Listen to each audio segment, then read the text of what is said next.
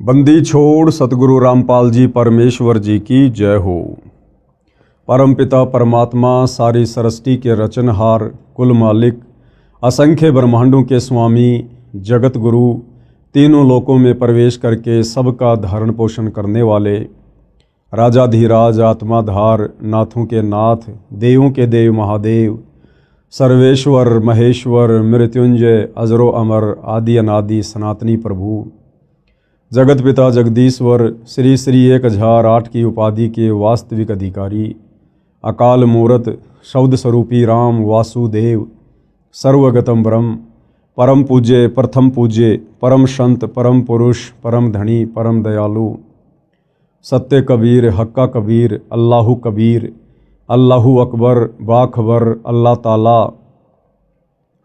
जगत के तारणहार, जगत के मुक्तिदाता, जगत के जगन्नाथ, हारे के सहारे, हिंदुओं के राम, मुसलमानों के अल्लाह, सिखों के वाहिगुरु, ईसाइयों के मसीह, दया के सागर दयानिधि, करुणा के सागर करुणानिधि, स्वयंभू परिभू, संकट मोचन, कष्ट हरण, मंगल करण, दुख भंजन, अविगत कबीर, निर्विकार निर्विषम परमात्मा, अलय अलेख सतगुरु, आदि अनादि सतगुरु, असली मर्यादा पुरुषोत्तम, असली राम, असली कृष्ण, असली घनश्याम, असली मुरारी, राजाओं के राजा, महाराजाओं के महाराजा, शहंशाहों के शहंशाह, सम्राटों के सम्राट, भगवानों के भगवान, अल्लाहों के अल्लाह, प्रभुओं के प्रभु, मसीहाओं के मसीह, सच्चे वाहिगुरु, बाबाओं के बाबा, पीरों के पीर, सेठों के सेठ, जगत सेठ, सावड़सा सेठ, सर्वगुण संपन्न, अनंत कोटि कलाओं के स्वामी, अनंत कोटि ब्रह्मांडों के नायक,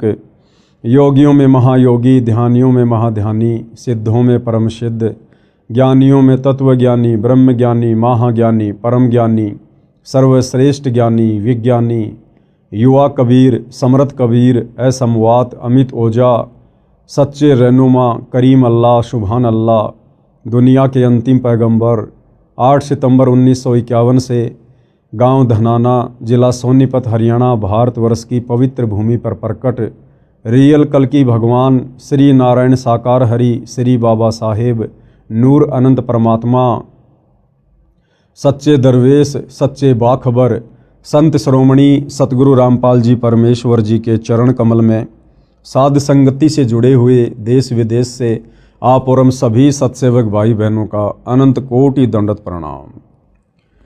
भाई और बहनों, बहुत बड़ी रजा, बहुत बड़ी मेहर पूज्य गुरुदेव भगवान की, परमेश्वर रामपाल जी की, जिनके शुभ आशीर्वाद से, विशेष आशीर्वाद से, उन्हीं के कर कमल से लिखित पवित्र पुस्तक हिंदू साहिबान नहीं समझे गीता वेद पुराण, इस पवित्र पुस्तक के ऊपर वीडियो बनाने की श्रृंखला शुरू हुई है। इस श्रृंखला में आज हमारा ये पहला वीडियो है और विशेषकर हिंदू समाज से जुड़े हुए उन सभी भाई बहनों से मैं निवेदन करूंगा, प्रार्थना करूंगा, विनती करूंगा कि आप जी इस पवित्र पुस्तक को बहुत ही ध्यानपूर्वक और धैर्यपूर्वक देखने का कष्ट करें। देखिए, जब तक हम किसी के विचार नहीं सुनेंगे, हम किसी के विषय में जानेंगे नहीं, तो हमें उनके विषय में कभी भी पता नहीं चलेगा। और यदि हम लोगों की कही हुई बातों को सुनकर या भेड़ चाल में वर्तमान में जो दुनिया चल रही है, अगर हम भी उसी चाल का हिस्सा बनकर किसी को जज करने, केवल शास्त्र अनुकूल सत भक्ति सच्चे सतगुरु से लेकर करके मोक्ष प्राप्ति के लिए मिला है। और यदि हमने इस मनुष्य जन्म से शास्त्र अनुकूल सत भक्ति सच्चे सतगुरु से उपदेश लेकर नहीं की, तो भाई और बहनों, परमपिता परमेश्वर हमें अगला जन्म लक 84 में देंगे। लक 84 योनियाँ जो हम अपने आसपास प्रतिदिन देखते हैं, गधे, कुत्ते, सूअर, बैल, भैंस, जंगली जानवर, कीट पतंग, फिर हमें ये मनुष्य जन्म मिलेंगे। और आज जो सुख सुविधा हमें प्राप्त है इस मनुष्य जीवन में, फिर उन लक 84 वाले शरीरों में ये सुविधा हमें कदापि प्राप्त नहीं होगी। और काफ़ी समय तक फिर परमेश्वर हमें पुनः मनुष्य जन्म भी नहीं देंगे, क्योंकि 184 योनियां भोगने के बाद एक मनुष्य जन्म परमात्मा सिर्फ और सिर्फ सच्चे सतगुरु से उपदेश लेकर सत भक्ति करने के लिए प्रदान करते हैं। इसलिए भाइयों और बहनों, आप इस मनुष्य जन्म की कीमत को समझिए और ये मनुष्य जन्म जिन श्वासों के ऊपर टिका हुआ है उन श्वासों की कीमत को समझिए। सतगुरु रामपाल जी क्या समझाना चाहते हैं, क्या संदेशा वो समाज को देना चाहते हैं, क्यों उन्होंने सन 1994 से अपना जीवन परमार्थ के कार्यों के लिए न्योछावर कर दिया और वर्तमान में भी पूरी तरह से संघर्षरत हैं परमार्थ के लिए। तो महापुरुषों के जीवन में जब तक हम झांक कर देखेंगे नहीं भाइयों और बहनों, हम सच्चाई से रूबरू नहीं हो सकते हैं। तो अब ये पवित्र पुस्तक हिंदू साहिबान नहीं समझे गीता वेद पुराण, मैं अपनी तरफ से इस पुस्तक के विषय में ज़्यादा कुछ नहीं बोलूँगा, क्योंकि इस पुस्तक में बहुत कुछ, या यूं कह लीजिए सब कुछ सतगुरु रामपाल जी परमेश्वर जी ने डाल दिया है। आपने सिर्फ घर बैठे इस पुस्तक को ध्यानपूर्वक प्रतिदिन रात्रि 9 बजे मुझ पवन दास के फेसबुक पेज पवन दास इस लाइव के ऊपर अपनी आंखों से देखकर जज करना है। आप चाहें तो पवित्र गीता जी को, जो गीता प्रेस गोरखपुर से प्रकाशित है, विशेषकर हिंदू समाज जिसको परम सत्य मानता है, आप जी उस गीता को भी अपने साथ में रखिए। वो गीता जी कौन सी है, कहाँ मिलेगी, कहाँ से प्रकाशित हैं, इस पुस्तक में आपको बताया जाएगा, समझाया जाएगा। गीता जी आप अपने साथ रखिए, ऐसा इसलिए कहा जा रहा है ताकि आपके मन में कोई भी डाउट पैदा ना हो। यदि आपको लगे कि संत रामपाल जी ने अपनी पुस्तक में जो बातें लिखी हैं गीता जी के विषय में, वेदों के विषय में, पुराणों के विषय में, और यदि आपको लगता है कि वो गलत हैं, तो आप जी अपनी पवित्र पुस्तक गीता जी को उठाकर खोलकर वो श्लोक, वो अध्याय मिला सकते हैं अपनी संतुष्टि के लिए। अन्यथा सतगुरु रामपाल जी ने तो अक्षर अक्षर परम सत्य ही लिखा है। तो भाइयों और बहनों, अब हम सीधा पुस्तक की ओर चलते हैं और ये पवित्र पुस्तक समाज को क्या संदेशा देना चाहती है, इस पर हम विचार करेंगे। हिंदू साहिबान नहीं समझे गीता वेद पुराण। आज हम इसके प्रथम अध्याय को लेते हैं। सबसे पहले 2 शब्द। विश्व के सब भाइयों तथा बहनों को मेरा सत सत प्रणाम। भाइयों और बहनों, अभी हम नादान हैं, अध्यात्म से अपरिचित हैं। जिस समय हम अध्यात्म की गहराई को छुएंगे, हम शास्त्र अनुकूल सत भक्ति को ग्रहण करेंगे, सतगुरु रामपाल जी को सतगुरु के रूप में धारण करेंगे, उस समय आपको बहुत ज़्यादा पछतावा होगा। किस बात को लेकर? कि हम नादान प्राणियों को समझाने के लिए सतगुरु रामपाल जी हमें कह रहे हैं सत सत प्रणाम, जबकि अनंत बार कोटि कोटि प्रणाम हम लोगों ने सतगुरु रामपाल जी के चरणों में कहना चाहिए। परंतु अभी हम अध्यात्म से अनजान हैं, नादान हैं, भ्रमित हैं। हर धर्म के प्रत्येक धर्म गुरु ने समस्त समाज के अनुयायियों को शास्त्र विरुद्ध साधना पर लगाकर भक्ति और भगवान से कोसों दूर कर दिया है, और भगत समाज सच्चे गुरु की पहचान करना भी भूल चुका है।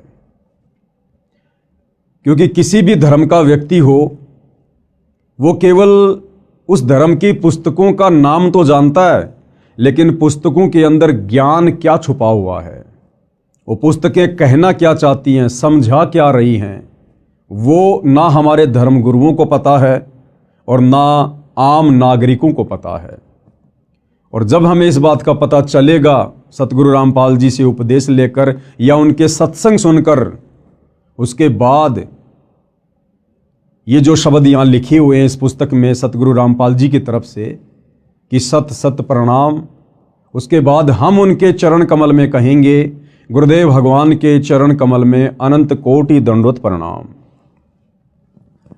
हिंदू साहिबानों से मेरा निवेदन है कि इस पुस्तक को निष्पक्ष बुद्धि से दिल थाम कर पूरा पढ़ना। हिंदू समाज के लिए ये पुस्तक संजीवनी है तथा वरदान सिद्ध होगी। आपने संजीवनी बूटी का तो नाम सुना होगा। जब लक्ष्मण जी के प्राण संकट में थे तो हनुमान जी को सेवा दी गई द्रोणागिरी पर्वत से संजीवनी बूटी लाने की।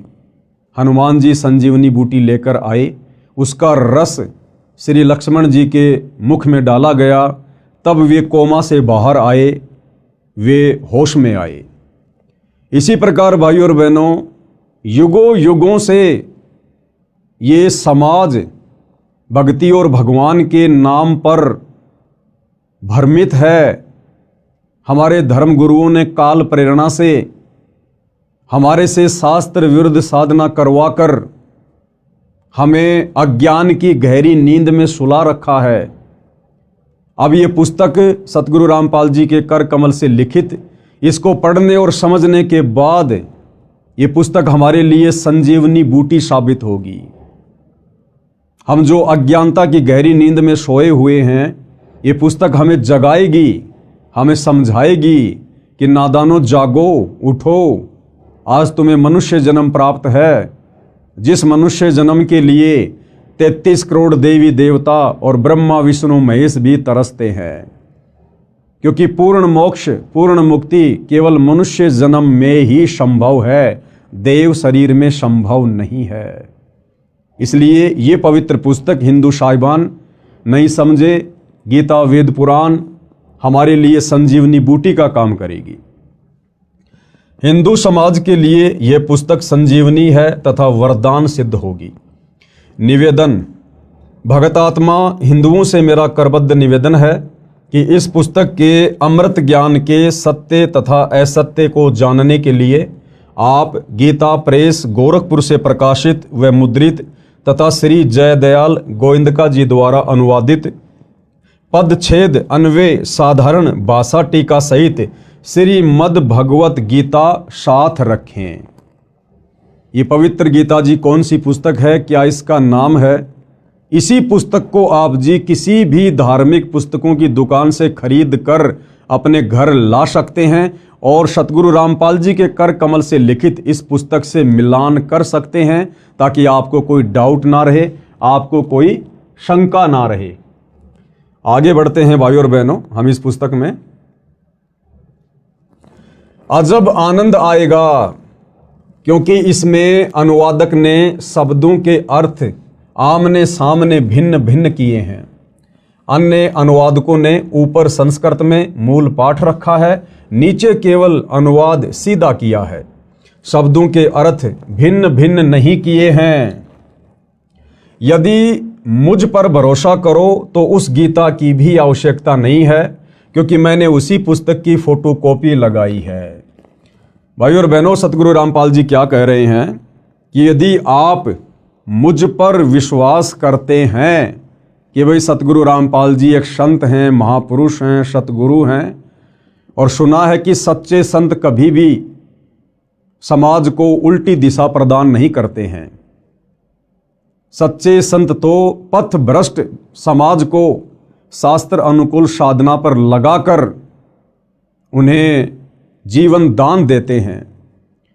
यदि आपको सतगुरु रामपाल जी पर इतना विश्वास है, इतना भरोसा है, तो फिर आपको वो गीता प्रेस गोरखपुर से प्रकाशित गीता भी लाने की आवश्यकता नहीं पड़ेगी, क्योंकि उसी पुस्तक के रेफरेंस फोटोकॉपी के रूप में आप और हमें समझाने के लिए परम संत सतगुरु रामपाल जी ने इस पुस्तक में प्रयोग किए हैं। पुस्तक हिंदू साहिबान नहीं समझे गीता वेद पुराण का आधार सूक्ष्म वेद यानी तत्व ज्ञान है। समझने के लिए प्रमाण वेदों, गीता, महाभारत तथा पुराणों आदि शास्त्रों से लिए हैं। सूक्ष्म वेद में कहा है कि ब्रह्मा विष्णु तथा महेशा तीनों देव दयालु हमेशा, तीन लोक का राज है ब्रह्मा विष्णु महेश, तीनों देवता कमल दल बसै ब्रह्मा विष्णु महेश, प्रथम इनकी वंदना फिर सुन सतगुरु उपदेश।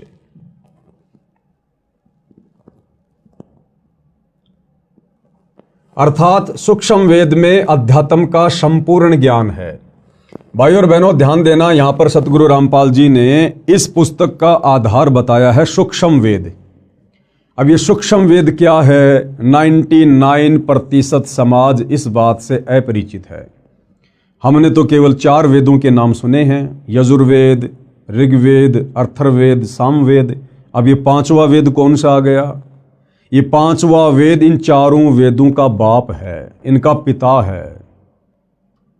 अध्यात्म से संबंधित कंप्लीट ज्ञान, पूर्ण मुक्ति का मार्ग जो इन 4 वेदों में नहीं है, पवित्र गीता जी में नहीं है, 18 पुराणों में नहीं है, मुसलमानों की तौरात, जबूर, इंजिल, हदीसों में नहीं है, कुरान मजीद, कुरान शरीफ में नहीं है, सिखों के गुरु ग्रंथ साहिब में नहीं है, ईसाइयों की बाइबल में नहीं है, वो कंप्लीट अध्यात्म का ज्ञान, कंप्लीट कोश, कंप्लीट सलेबस 5वें वेद सूक्ष्म वेद में है।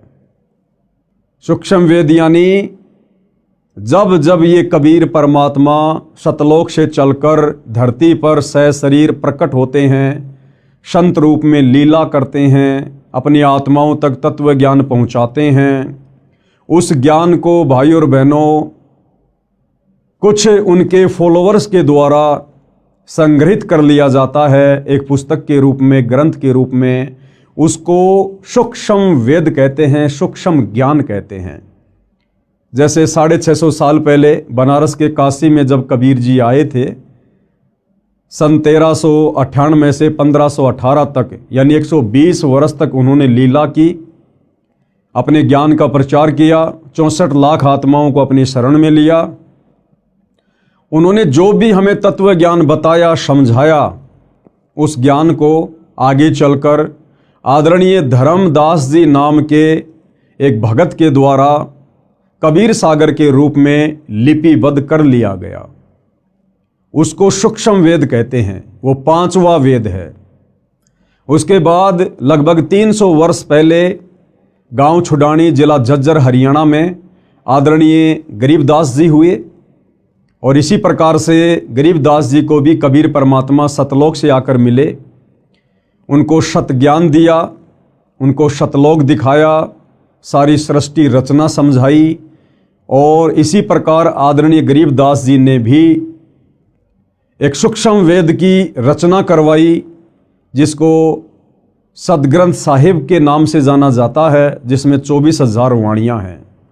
यानी आदरणीय गरीबदास जी के सदग्रंथ साहिब में 4 वेदों को मिलाकर कहीं अधिक वाणियाँ हैं, 24,000 वाणियाँ हैं, जिसको सूक्ष्म वेद कहा जाता है। तो सतगुरु रामपाल जी कह रहे हैं कि मैंने ये जो पुस्तक लिखी है आप लोगों को समझाने के लिए, इस पुस्तक का आधार सूक्ष्म वेद है। बाकी जितने भी पुस्तकें हैं हर धर्म की, हिंदू, मुसलमान, सिख, ईसाइयों की, 4 वेद, गीता जी, 18 पुराण, ये केवल आपको समझाने के लिए दिखाऊंगा, ताकि आप हिंदू धर्म के भाई बहनों को कोई शंका ना हो, कोई डाउट ना हो, आपको ये कन्फर्म हो, यकीन हो, विश्वास हो कि वास्तव में सतगुरु रामपाल जी ने इस पुस्तक में जो भी कुछ लिखा है, समझाया है, ये हमारे ही धर्म की धर्म पुस्तकों के अंदर पहले से लिपिबद्ध है। लेकिन ना तो हमारे धर्मगुरु समझ पाए और ना हम समझ पाए। तो हमारे डाउट को क्लियर करने के लिए सतगुरु रामपाल जी और हिंदू धर्म के 4 वेद, गीता जी और 18 पुराणों का सहयोग लेंगे, केवल हमें समझाने के लिए।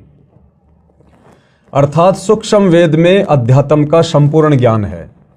उसमें कहा है कि तीनों देवता श्री ब्रह्मा जी, श्री विष्णु जी तथा श्री शिव जी बहुत दयालु हृदय के हैं। इनकी केवल 3 लोक, स्वर्गलोक, पाताललोक, पृथ्वी लोक। ध्यान देना भाइयों और बहनों, श्री ब्रह्मा जी, श्री विष्णु जी तथा श्री शिव जी ये सारी सृष्टि के मालिक नहीं हैं, असंख्य ब्रह्मांडों के परमपिता नहीं हैं। इनको केवल 3 लोक दिए गए हैं, केवल 3 लोक। ये केवल 3 लोक में एक एक विभाग संभालते हैं। टोटल 21 ब्रह्मांड हैं। जिस सृष्टि में हम रह रहे हैं, यहाँ टोटल 21 ब्रह्मांड हैं। 21 ब्रह्मांड में एक ब्रह्मांड और एक ब्रह्मांड के अंदर मात्र 3 लोक, पाताल लोक, पृथ्वी लोक और स्वर्ग लोक। केवल इन 3 लोकों के स्वामी हैं ब्रह्मा विष्णु महेश। श्री ब्रह्मा जी रजोगुण के स्वामी हैं, श्री विष्णु जी सतोगुण के स्वामी हैं और श्री शिव जी यानी शंकर जी तमोगुण के स्वामी हैं। स्वर्ग लोक, पाताल लोक, पृथ्वी लोक में सत्ता है इन तीनों की। ये 3 लोक के मालिक हैं, परंतु लोक तो बहुत सारे हैं जिनका मालिक परम अक्षर ब्रह्म है। इन 3 लोकों के अलावा जितनी भी सृष्टि है, जितने भी ब्रह्मांड हैं और इंक्लूड तीनों लोक, इन सब के ऊपर जो सत्ता है वो परम अक्षर ब्रह्म की है, पूर्ण ब्रह्म परमात्मा की है, कबीर देव की है, जिसकी सत्ता तीनों लोकों समेत सब पर है। मोक्ष प्राप्ति के लिए प्रथम इन तीनों देवताओं की वंदना अर्थात मान सम्मान यानी साधना करनी होती है। परमपिता परमेश्वर जी ने अपना एक मैनेजमेंट बना रखा है, एक सिस्टम बना रखा है इस सृष्टि को चलाने के लिए, और उस सिस्टम के अंतर्गत ब्रह्मा विष्णु महेश जी तो केवल एक मैनेजर के रूप में कार्य कर रहे हैं। जिस प्रकार से एक फैक्ट्री होती है, फैक्ट्री का एक मालिक होता है, मालिक के बहुत सारे नौकर होते हैं, सुपरवाइजर होते हैं, उन सब पर निगाह रखने के लिए, उन सब से कार्य करवाने के लिए मालिक अपना एक मैनेजर नियुक्त करता है, जो उस कंपनी के मालिक की गैर हाजिरी में सर्व कार्यों की देख रेख करता है और सारी रिपोर्ट अपने मालिक को देता रहता है। इसी प्रकार ये जो पूरी कायनात है, मुसलमान धर्म में जिसको कायनात कहते हैं, हिंदू भाई बहन जिसको सृष्टि कहते हैं, इस पूरी सृष्टि का, इस पूरी कायनात का मालिक एक ही है, कबीर भगवान। गीता जी में जिसको परम अक्षर ब्रह्म की संज्ञा दी गई है, यानी सर्वश्रेष्ठ परमात्मा, उत्तम परमात्मा। और ये जो ब्रह्मा विष्णु महेश जी हैं, ये उस परम अक्षर ब्रह्म के एक ब्रह्मांड में 3 लोकों में केवल एक एक विभाग पर मैनेजर की पदवी पर नियुक्त हैं। रजोगुण विभाग ब्रह्मा जी के अंडर में, शतोगुण विभाग श्री विष्णु जी के अंडर में और तमोगुण विभाग श्री शंकर जी के अंडर में। अर्थात मान सम्मान यानी साधना करनी होती है। फिर सतगुरु का उपदेश सुनो, जो परम अक्षर ब्रह्म की पूजा साधना बताएगा। उस संत से तत्व ज्ञान सुनो। तत्वदर्शी संत पूर्ण मोक्ष प्राप्ति की साधना यानी पूजा बताता है।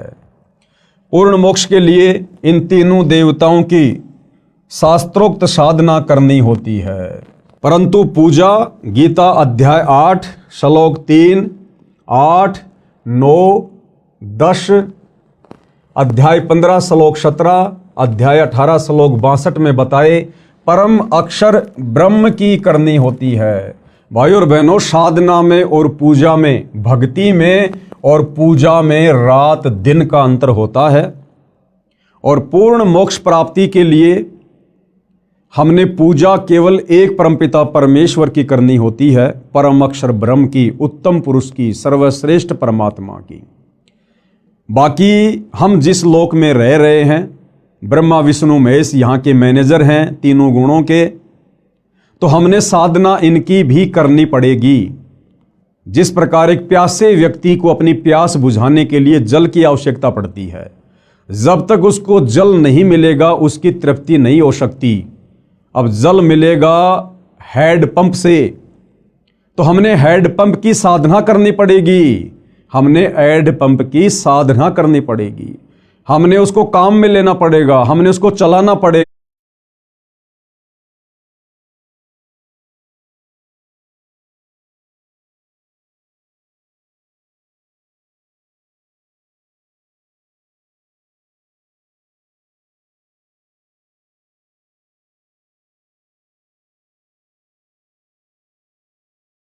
तो इसी प्रकार भाइयों और बहनों, पूर्ण मोक्ष के लिए, पूर्ण मुक्ति के लिए, सनातन परम धाम सतलोक में जाने के लिए हमने पूजा तो करनी पड़ेगी परम अक्षर ब्रह्म की, कबीर देव की। लेकिन उसके लिए हमने साधना करनी पड़ेगी यहाँ के तीनों देवताओं की। हमारा ये जो मनुष्य शरीर है, स्त्री या पुरुष का, इसमें कमल दल हैं जिनमें देवी देवताओं का वास है। आगे चलकर इसी पुस्तक में हम पढ़ेंगे। तो हमने केवल साधना करनी है ब्रह्मा विष्णु महेश जी की, जबकि पूजा सतगुरुदेव के बताए अनुसार परम अक्षर ब्रह्म की ही करने से हमारी मुक्ति होगी, हमारा मोक्ष होगा। परम अक्षर ब्रह्म को गीता अध्याय 8 श्लोक 9 तथा अध्याय 15 श्लोक 17 में गीता ज्ञान देने वाले ने अपने से अन्य बताया है। अब वो परम अक्षर ब्रह्म कौन है, उत्तम पुरुष कौन है, पूजा के योग्य एक परमात्मा कौन है, उसकी जानकारी गीता के ज्ञान देने वाले भगवान ने। अब आप जी गीता का ज्ञान देने वाला भगवान श्री कृष्ण जी को मानते हैं या श्री विष्णु जी को मानते हैं या काल ब्रह्म को मानते हैं, ये आपको स्पष्ट रूप से उस समय पता चलेगा जब आप सतगुरु रामपाल जी के सत्संग सुनना शुरू करेंगे या फिर इस पुस्तक को धैर्यपूर्वक पूरा पढ़ेंगे, जितने भी वीडियो बनेंगे। तो गुरुदेव भगवान कह रहे हैं कि वो जो परम अक्षर ब्रह्म है, केवल उसी की पूजा का विधान है। उस परम अक्षर ब्रह्म को गीता के ज्ञान देने वाले भगवान ने अपने से अन्य बताया है। यानी इस पवित्र पुस्तक गीता जी का ज्ञान देने वाला भगवान अर्जुन से कह रहा है कि अर्जुन, मेरी भक्ति से पूर्ण मुक्ति नहीं है, पूर्ण मोक्ष नहीं है। अगर तुझे सनातन परम धाम में जाना है, पूर्ण मोक्ष प्राप्त करना है, तुझे कभी भी लक 84 में गधा कुत्ता सूअर नहीं बनना है, नरक में स्वर्ग में नहीं जाना है। तुझे केवल सनातन परम धाम में जाना है, जहां जाने के बाद प्राणी फिर कभी लौटकर इस संसार में वापस दुख भोगने के लिए नहीं आता है। वो परम अक्षर ब्रह्म, वो तो मेरे से अलग है, मेरे से अन्य है। और गीता जी में गीता ज्ञान देने वाला भगवान कहाँ कहाँ किन किन श्लोकों में अपने से अन्य उस परम अक्षर ब्रह्म की जानकारी दे रहा है, आपको इस पुस्तक में स्पष्ट रूप से पढ़ने और देखने को मिलेगा। परम अक्षर ब्रह्म को गीता अध्याय 8 श्लोक 9 तथा अध्याय 15 श्लोक 17 में गीता ज्ञान देने वाले ने अपने से अन्य बताया है तथा कहा है कि उत्तम पुरुष तू अन्य, पुरुषोत्तम तो मेरे से अन्य हैं। यानी गीता जी का ज्ञान देने वाला भगवान ही कंप्लीट नहीं है, वो सर्वे सर्वा नहीं है, सारी सृष्टि का मालिक नहीं है। गीता ज्ञान देने वाला भगवान तो खुद कह रहा है कि भाई वो पूर्ण ब्रह्म परमात्मा परम अक्षर ब्रह्म तो मेरे से भी अन्य है, वही परमात्मा है, सबका धारण पोषण करने वाला अविनाशी परमेश्वर है। गीता का ज्ञान देने वाला कह रहा है कि अर्जुन, मेरा भी धारण पोषण करने वाला और समस्त संसार के प्राणियों का धारण पोषण करने वाला वही परमात्मा परम अक्षर ब्रह्म है। पूजा तथा साधना का अंतर जानने के लिए आप इसी पुस्तक में पेज नंबर 179 पर पढ़ें, यानी आगे हम पढ़ेंगे। मेरा उद्देश्य, सतगुरु रामपाल जी क्या कह रहे हैं कि उनका क्या मकसद है, क्या उनका उद्देश्य है इस पुस्तक को लिखने का और इस पुस्तक के माध्यम से भगत समाज को जगाने का। विश्व के मानव को सत्य ज्ञान सुनाकर सनातनी बनाना है, सनातनी। क्योंकि पिछला इतिहास बताता है कि पहले केवल एक सनातन पंथ यानी धर्म ही था। तत्व ज्ञान के अभाव से हम धर्मों में बंटते चले गए, जो विश्व में अशांति का कारण बना है। एक दूसरे के जानी दुश्मन बन गए हैं। यह बात विश्व का मानव निर्विरोध मानता है कि सबका मालिक यानी परमात्मा एक है। ये बात तो सभी मानते हैं कि भाई पूरे विश्व का मालिक सबका भगवान एक ही है। परंतु वह कौन है, कैसा है, यानी साकार है या निराकार है, मानव रूप में है या अन्य रूप में है, यह प्रश्नवाचक चिन्ह अभी तक लगा है।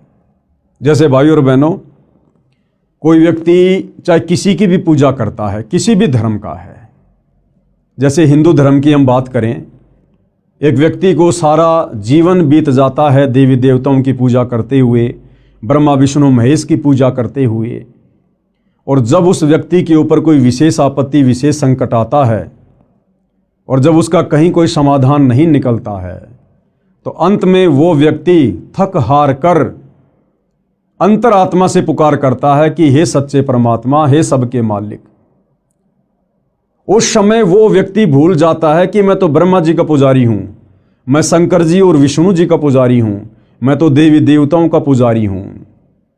उस समय वो व्यक्ति अंतरात्मा से यही पुकार करता है कि हे सच्चे मालिक, हे सबके परमात्मा, हे भगवान। क्योंकि आत्मा उसको आभास है कि परमात्मा तो एक ही है। आत्मा अगर एक है तो उसको पैदा करने वाला परमात्मा भी एक ही है। इसी प्रकार मुसलमान धर्म से जुड़े भाई बहन चाहे कितनी ही मज़ार पूजें, कितना ही मस्जिदों में जाएं, अंत में जब उन पर विशेष आपत्ति आती है तो वो यही कहते हैं, हे अल्लाह, हे सच्चे मौला, हे सबके बादशाह। उस समय वो भूल जाते हैं कि हम अजमेर जाया करते थे चादर चढ़ाने, हम फला फला मज़ार पर जाया करते थे चादर चढ़ाने।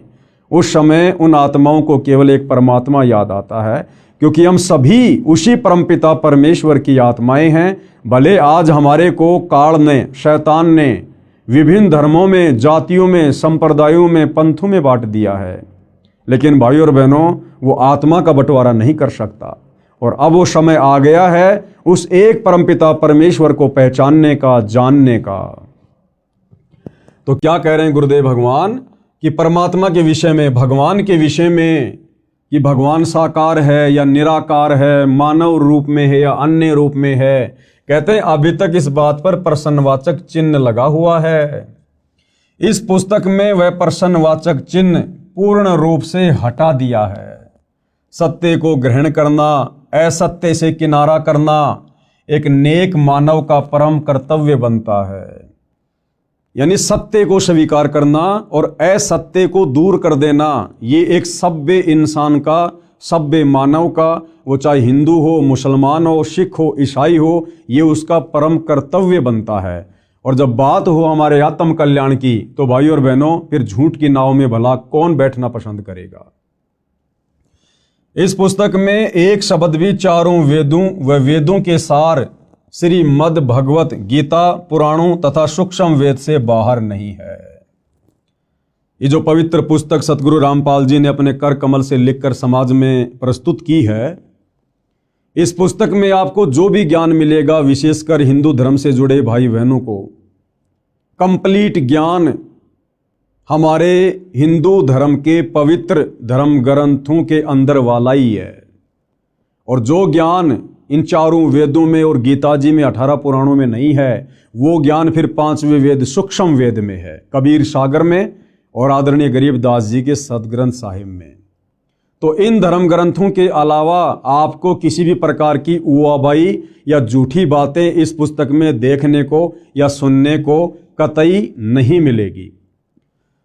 सूक्ष्म वेद में बताया है कि विश्व के सभी जीवात्मा परम शांति वाले सनातन परम धाम में उस परमात्मा के पास रहते थे, जिसके विषय में गीता अध्याय 18 श्लोक 62 में कहा है कि हे भारत, तू सर्व भाव से उस परमेश्वर की शरण में जा। गीता जी का ज्ञान देने वाला भगवान, जिसको हिंदू समाज के भाई बहनों ने अपना परमात्मा मान लिया था, वो गीता जी का ज्ञान देने वाला भगवान भी कह रहा है कि हे भारत, यानी हे अर्जुन, तू सर्व भाव से, यानी हर प्रकार से, और सारी भक्ति छोड़कर, ब्रह्मा विष्णु महेश की भक्ति छोड़कर, देवी देवताओं की भक्ति छोड़कर, और गीता का ज्ञान देने वाले काल ब्रह्म की भक्ति छोड़कर सर्व भाव से उस परमेश्वर की शरण में जा। कौन से परमेश्वर की शरण में? परम अक्षर ब्रह्म की शरण में। उसकी कृपया से ही तू परम शांति को तथा शाश्वत स्थानम सनातन परम धाम यानी सत्य लोक को प्राप्त होगा। उसकी कृपया से ही तू परम शांति। अब भाइयों और बहनों, परम शांति क्या होती है? जब तक हम इस मनुष्य जन्म में हैं, इस पृथ्वी पर हैं, या ये मनुष्य छोड़कर यदि हम ऊपर के लोकों में देवी देवता भी बन गए, ब्रह्मा विष्णु महेश भी बन गए, तो भी हमारे को यहाँ परम शांति नहीं हो सकती काल के लोक में। आप जी ब्रह्मा विष्णु महेश के जीवन चरित्र को देखते हैं, पढ़ते हैं। ब्रह्मा विष्णु महेश भी राक्षसों के साथ में युद्ध करते हैं, लड़ाई झगड़ा करते हैं। 33 करोड़ देवी देवताओं के राजा इंद्र, ये भी हमेशा राक्षसों के साथ युद्ध करते रहते हैं। कभी राक्षस विजय हो जाते हैं तो देवी देवताओं को अपने पद छोड़कर जंगलों में जाना पड़ता है, धक्के खाने पड़ते हैं।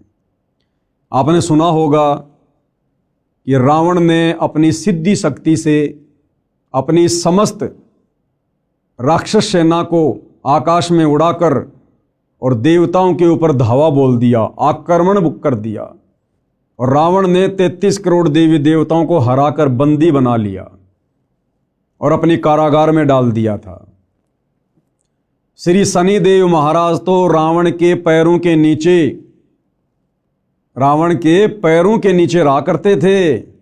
जैसे आप और हम भाई बहन जूते झाड़ने के लिए हम जिस फुटमेट का प्रयोग करते हैं ना, शनिदेव तो रावण के पैरों के नीचे रहा करता था। वरुण देव ये रावण का पानी भरा करता था। अग्निदेव रावण की रसोई में खाना बनाया करता था। पवन देव रावण के महल में झाड़ू निकाला करता था। तो भाई और बहनों, यहां परम शांति नहीं है। चाहे हम 33 करोड़ देवी देवता क्यों ना बन जाएं, चाहे हम ब्रह्मा विष्णु महेश की पदवी को प्राप्त क्यों ना हो जाएं, जब तक हम इस काल के 21 ब्रह्मांड में हैं, इस लोक में हैं, तब तक हमें परम शांति नहीं हो सकती। तो गीता का ज्ञान देने वाला भगवान काल ब्रह्म कह रहा है कि उसकी कृपा से ही तू परम शांति को तथा शाश्वत स्थानम, यानी जिस स्थान का, जिस लोक का, जिस सृष्टि का किसी भी देश काल और परिस्थिति में विनाश ना हो, जो कभी भी नष्ट ना होती हो, जहां कभी कोई प्रलय ना आती हो, महाप्रलय ना हो, कहते हैं तू उसको प्राप्त हो जाएगा, तू वहां चला जाएगा उस परम अक्षर ब्रह्म की कृपा से, उसकी भक्ति करके। उसकी कृपा से ही तू परम शांति को तथा शाश्वत स्थानम, सनातन परम धाम यानी सत्य लोक को प्राप्त होगा। उस परमेश्वर का प्रमाण गीता ज्ञान देने वाला भगवान कह रहा है अर्जुन से कि उस परम अक्षर परमात्मा का प्रमाण, यानी वो कौन है, कैसा है, कहाँ रहता है, उसकी प्राप्ति की विधि क्या है। कहते हैं इसका जो प्रमाण है, उस परमेश्वर का प्रमाण, गीता अध्याय 8 श्लोक 1 में अर्जुन ने प्रश्न किया कि आपने गीता अध्याय 7 श्लोक 29 में जो तत्व ब्रह्म कहा है, वह तत्व ब्रह्म क्या है? जिसका उत्तर देते हुए गीता अध्याय 8 श्लोक 3, 8, 9 व 10, गीता अध्याय 15 श्लोक 4 तथा 17 आदि में कहा है, जिस लोक में वह तत्व ब्रह्म यानी परम अक्षर ब्रह्म सत्य पुरुष रहता है, उसमें परम शांति है, यानी महासुख है। उस सनातन परम धाम में गए साधक यानी भगत फिर लौटकर संसार में नहीं आते। जीवात्मा जब से परम अक्षर ब्रह्म यानी परमेश्वर से बिछुड़ी है, यानी उस परम शांति वाले सनातन परम धाम से काल ब्रह्म के दुखाले लोक में आई है, उसी समय से इसको उस सुख का अभाव खल रहा है जो परमात्मा के पास था। अब भाइयों और बहनों, वो शाश्वत स्थान क्या है, वो सतलोक क्या है, जहाँ पर हम सभी रहा करते थे। 33 करोड़ देवी देवता, ब्रह्मा विष्णु महेश, जितने भी मानव शरीरधारी प्राणी हैं, 184 योनियों में जितने भी अनगिनत असंख्य जीव जंतु हैं, ये सभी आत्माएं पहले उस परम अक्षर ब्रह्म के पास, उस सत्य पुरुष के पास, उसके अमर लोक सतलोक में रहा करती थी। हम सब भाई बहन वहां से क्यों आए, हमने वहां पर क्या गलती कर दी थी, जिस कारण से उस परम अक्षर ब्रह्म ने, परमपिता परमात्मा ने, सत्य पुरुष ने हम सभी को वहां से नीचे भेजना पड़ा इस काल के साथ, इस काल के लोक में, जहां हम असंख्य युगों से यहां कष्ट उठा रहे हैं। और हम भक्ति केवल इसीलिए करते हैं कि हमें सुख प्राप्त हो, और सुख भाई और बहनों इस लोक में नहीं है। ये संपूर्ण कथा क्या है, इसके लिए आपने सतगुरु रामपाल जी के द्वारा सर्व धर्म शास्त्रों का निष्कर्ष निकालकर और 5वें वेद सूक्ष्म वेद में वर्णित सृष्टि रचना को समझना पड़ेगा, पढ़ना पड़ेगा। आपको इस पुस्तक में आगे सृष्टि रचना की जानकारी दी जाएगी। इसके अलावा आप जी YouTube पर ये सर्च कर सकते हैं, सृष्टि रचना संत रामपाल जी महाराज। आपको सृष्टि रचना की जानकारी के बहुत सारे वीडियो देखने को मिलेंगे, आप वहां से भी जानकारी प्राप्त कर सकते हैं। तो क्या कहा जा रहा है कि जीव आत्मा जब से परम अक्षर ब्रह्म यानी परमेश्वर से बिछुड़ी है, यानी उस परम शांति वाले सनातन परम धाम से काल ब्रह्म के दुखाले लोक में आई है, उसी समय से इसको उस सुख का अभाव खल रहा है जो परमात्मा के पास था। उस सुख की खोज में इधर उधर भटक रही है। इस यात्रा में जैसा भी मार्गदर्शक मिला उस पर विश्वास कर लिया, क्योंकि भगत का हृदय नम्र व श्रद्धा युक्त होता है। यानी भगत का एक स्वभाव होता है, वो हर किसी पर बड़ी आसानी से विश्वास कर लेता है। इस कारण से धर्म बनते चले गए। अधूरे ज्ञान से मानव समाज धर्मों में बढ़ता चला गया। अनेकों पंथ यानी धर्म बन गए। सर्वप्रथम एक आदि सनातन पंथ यानी धर्म था। मानव समाज शास्त्रोक्त साधना करता था, यानी शास्त्रों के अनुसार ही साधना करता था। यह भैरव भूत की साधना नहीं करता था, चौराहों की पूजा नहीं करता था, किसी भी ऐरे गहरे जादू जंत्र करने वाले बाबाओं के चक्कर में आकर टोने टोटके जंत्र मंत्र में विश्वास नहीं करता था। केवल शास्त्रों के अनुसार साधना की जाती थी। आदि सनातन पंथ में शुरुआत में सतयुग में मानव समाज शास्त्रोक्त साधना करता था। वह सतयुग का समय था। वह कौन सा समय था? वो सतयुग का समय था, जिस समय पूरी पृथ्वी के मानव शास्त्रों के अनुसार यानी पांचों वेदों के अनुसार साधना किया करते थे। पांचों वेदों ऋग्वेद, यजुर्वेद, सामवेद, अथर्ववेद तथा सूक्ष्म वेद, केवल यही शास्त्र हुआ करते थे। 4 वेद ब्रह्मा जी को मिले, उनमें संपूर्ण अध्यात्म ज्ञान नहीं था। यानी वर्तमान में हिंदू समाज में जो 4 वेद मुख्यतः प्रचलित हैं, सर्वप्रथम ये चारों वेद उनके पिता काल ब्रह्म के द्वारा समुद्र मंथन के माध्यम से ब्रह्मा जी को मिले। ब्रह्मा जी ने आगे वह ज्ञान अपने पुत्रों को दिया, अपने वंशजों को दिया, ब्राह्मणों को दिया। ब्राह्मणों ने यानी धर्म गुरुओं ने फिर उस चारों वेदों वाले आधे अधूरे ज्ञान को आम समाज में उतार दिया काल प्रेरणा से। क्योंकि भाई और बहनों, ये 21 ब्रह्मांड का स्वामी काल जो गीता जी का ज्ञान दे रहा है श्री कृष्ण जी के अंदर प्रवेश करके, ये नहीं चाहता है कि कोई भी प्राणी मेरे इस लोक से मुक्ति प्राप्त करके सच्ची साधना करके सतलोक चला जाए, जन्म और मरण के झंझट से सदा के लिए मुक्त हो जाए। ये कभी नहीं चाहता है। ये ऐसा क्यों करता है? ये हमारी मुक्ति क्यों नहीं चाहता है? इसके लिए आपको सृष्टि रचना बहुत ही धैर्य पूर्वक सुननी पड़ेगी, समझनी पड़ेगी। 4 वेद ब्रह्मा जी को मिले, उनमें संपूर्ण अध्यात्म ज्ञान नहीं था। परम अक्षर ब्रह्म सतयुग में लीला करने के लिए शिशु रूप धारण करके आए। अब भाई और बहनों, इन चारों वेदों में कंप्लीट ज्ञान नहीं है, इसलिए कंप्लीट ज्ञान देने के लिए, अध्यात्म का संपूर्ण ज्ञान देने के लिए वो परम अक्षर ब्रह्म कबीर परमेश्वर, वेदों में जिनका नाम है कबीर परमात्मा, कबीर देव, जिसको परम अक्षर ब्रह्म भी कहते हैं, सत्य पुरुष भी कहते हैं, वो परमात्मा स्वयं ही चलकर फिर इस पृथ्वी पर शिशु रूप में प्रकट होता है। आप और हमें वो सत ज्ञान बताने के लिए, तत्व ज्ञान बताने के लिए, पूर्ण मुक्ति का रास्ता दिखाने के लिए। और वो परमेश्वर यहाँ पर हम इंसानों की तरह एक लीला करता है। भाइयों और बहनों, यदि हम इंसानों को ज्ञान समझाना है तो परमेश्वर हम इंसानों के बीच में इंसान ही बनकर आते हैं। वे तो परमात्मा हैं, समर्थ हैं, वो तो जो चाहे सो कर सकते हैं, कोई भी रूप धारण कर सकते हैं। उनके पास तो अनंत कोटि सिद्धियां होती हैं, वो तो समस्त सिद्धियों के स्वामी हैं। वो परमेश्वर तो हाथी का रूप भी धारण कर लेगा, लेकिन क्या हम इंसान उस हाथी की भाषा समझने में समर्थ हैं? बिल्कुल नहीं। इसलिए उस परमपिता परमेश्वर ने, परम अक्षर ब्रह्म ने, सत्य पुरुष ने, कबीर देव ने, सर्वश्रेष्ठ परमात्मा ने हम मनुष्यों को समझाने के लिए मनुष्यों जैसी लीला करते हुए शिशु रूप में धरती पर प्रकट होना पड़ता है। और वो परमात्मा सतयुग में भी आता है, प्रकट होता है, लीला करता है, अपना ज्ञान बताता है।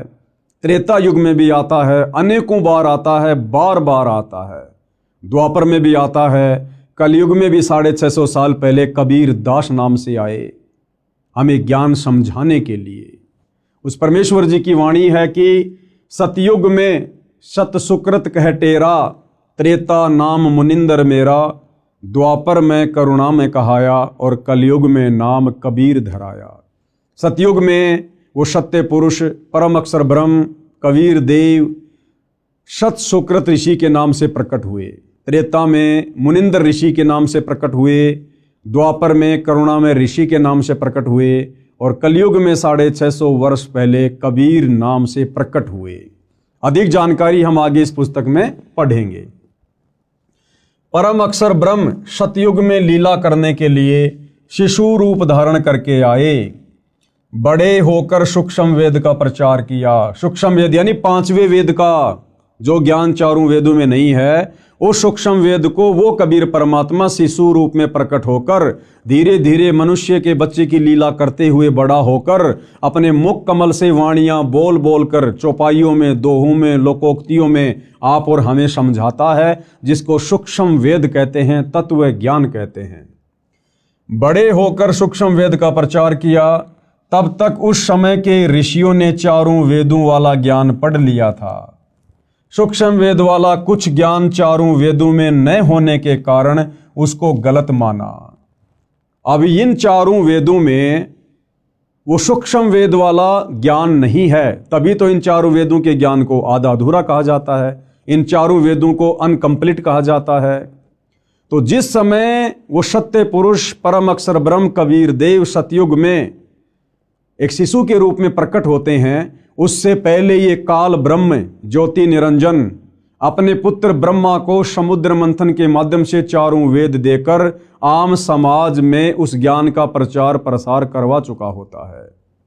हमारे बड़े बड़े ऋषि मुनि, साधु संत महात्मा, ब्रह्मा जी के वंशज मनु जैसे, शाश्वत जैसे, ये उस ज्ञान को पढ़ चुके होते हैं, चारों वेदों वाले को, और आम समाज में उस ज्ञान का प्रचार प्रसार करना शुरू कर देते हैं।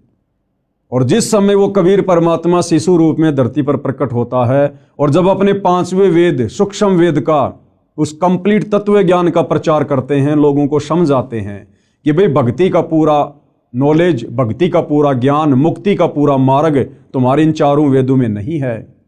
तो आम व्यक्ति और वो जितने भी ऋषि मुनि होते हैं जो चारों वेदों को पढ़कर आगे ज्ञान प्रचार करते हैं, वो उस कबीर परमात्मा वाले सूक्ष्म वेद में वर्णित ज्ञान को स्वीकार नहीं करते हैं। और इस कारण से परमपिता परमेश्वर जी को उस 5वें वेद सूक्ष्म वेद के ज्ञान को आम जनता तक पहुंचाने में बड़ी कठिनाइयों का सामना करना पड़ता है। अब भाइयों और बहनों, आपके मन में एक छोटी सी शंका उठेगी कि भाई जब वो इतना बड़ा भगवान है, इतना समर्थ है, जिसने सारी सृष्टि रची है, ब्रह्मा विष्णु महेश को बनाया है, देवी देवताओं को बनाया है, सारी सृष्टि का संचालन कर रहा है, फिर भला उसकी मजबूरी कैसी? तो भाइयों और बहनों, इस संपूर्ण जानकारी के लिए आपको सृष्टि रचना पढ़नी पड़ेगी, समझनी पड़ेगी। उसके बाद आपको समझ में आएगा कि अपने द्वारा रची गई सृष्टि में जो नियम वो परमात्मा बनाता है या बनाकर इस काल ब्रह्म को देता है, उन नियमों को वो परमात्मा स्वयं भी नहीं तोड़ता है, जिस कारण से परमेश्वर इस प्रकार की लीला करते हैं। और भी उसके पीछे बहुत सारे रीजन होते हैं, ये ज्ञान हम तक पहुंचाने के लिए, वो हमें आगे पता चलेगा। तब तक उस समय के ऋषियों ने चारों वेदों वाला ज्ञान पढ़ लिया था। सूक्ष्म वेद वाला कुछ ज्ञान चारों वेदों में न होने के कारण उसको गलत माना, इसलिए सूक्ष्म वेद को धीरे धीरे छोड़ दिया। परंतु लगभग 1 लाख वर्ष तक सतयुग में शास्त्रोक्त भक्ति की गई। इसके पश्चात शास्त्र विधि त्याग कर मनमाना आचरण प्रारंभ हो गया।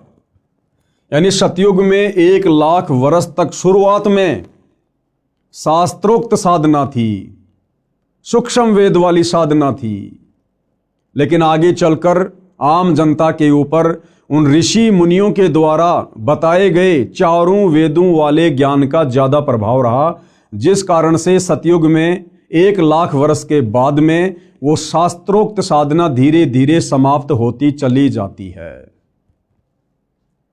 इसके पश्चात शास्त्र विधि त्याग कर मनमाना आचरण प्रारंभ हो गया। गीता अध्याय 16 श्लोक 23-24 में कहा है कि जो व्यक्ति शास्त्र विधि को त्याग कर अपनी इच्छा से मनमाना आचरण करता है, क्या कहा गया है गीता अध्याय 16 श्लोक 23-24 में, कि जो व्यक्ति शास्त्र विधि को त्याग कर और मनमाना आचरण करता है। मनमाना आचरण क्या? शास्त्रों में बताई गई साधना को त्याग कर किसी और के कहने से मनमुखी भक्ति करना, साधना कहना, उसको कहते हैं शास्त्र विधि को त्याग कर मनमाना आचरण करना, जैसे कि वर्तमान में पूरा विश्व कर रहा है। सतगुरु रामपाल जी के भक्तों को छोड़कर पूरा विश्व शास्त्र विधि को त्याग कर गीता अध्याय 16 श्लोक नंबर 23-24 के अनुसार मनमाना आचरण कर रहा है। देवी देवताओं की पूजा, भैरव भूत की साधना, चौराहों की पूजा, पेड़ पौधों की पूजा, अन्य जंतर मंत्र, दुनिया भर के पाखंड, ये है शास्त्र विधि को त्याग कर मनमाना आचरण, जिसको करने के चलते इंसान सुखी होने के बजाय और अधिक दुखी होता जा रहा है। तो गीता अध्याय 16 श्लोक 23 के अनुसार जो व्यक्ति शास्त्र विधि को त्याग कर मनमाना आचरण करता है, उसको नए सिद्धि प्राप्त होती है। सिद्धि यानी उसका कोई भी कार्य सिद्ध नहीं होता है। जिस कार्य के लिए वो भक्ति साधना करता है या करवाता है अपने गुरुजनों से, उसका वो कार्य सिद्ध नहीं होता, यानी उसको कोई सिद्धि प्राप्त नहीं होती, न उसकी गति होती है। गति यानी मरने के बाद शास्त्र विधि को त्याग कर मनमानी भक्ति पूजा साधना करने वाले की गति नहीं होती, यानी उसका मोक्ष नहीं होता है। वो नरक में जाता है, 84 लाख योनियों में जाता है, भूत और प्रेत की योनियों को प्राप्त करता है, और न उसे सुख मिलता है, ना उसे जीते जी कोई सुख मिलता है, और मरने के बाद उसकी गति नहीं हुई तो वो वैसे ही महादुखी रहेगा। इन 3 वस्तुओं के लिए ही भक्ति की जाती है। कौन सी 3 वस्तुओं के लिए? सिद्धि, रिद्धि और सुख।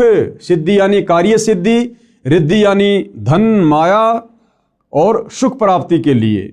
और भाई शास्त्र विधि को त्याग कर मनमाना आचरण करने वालों को ये तीनों वस्तुएं प्राप्त नहीं होती हैं। और यदि फिर भी किसी को लगता है कि भैया हम तो यही छोटी मोटी भक्ति कर रहे हैं, जिस भक्ति का ना कोई सिर है ना कोई पैर है, ना जिसका कोई आधार है, यानी गीता अध्याय 16 श्लोक नंबर 23-24 के अनुसार मनमाना आचरण है कि भाई हम तो यही साधना कर रहे हैं परंपरागत जो हमारे पूर्वज कर रहे थे, फिर भी देखो हमारे को सर्व सुख प्राप्त हैं। तो उस भाई को ये समझना चाहिए कि वो सर्व सुख रिद्धि सिद्धि तुम्हें वर्तमान में की गई भक्ति साधना से प्राप्त नहीं हो रहे। ये तुम्हारे पूर्व जन्मों की भक्ति का प्रतिफल है जो तुम्हें वर्तमान में मिल रहा है। तुम्हारी वर्तमान साधना से तुम्हें कोई किसी प्रकार का लाभ नहीं हो सकता है।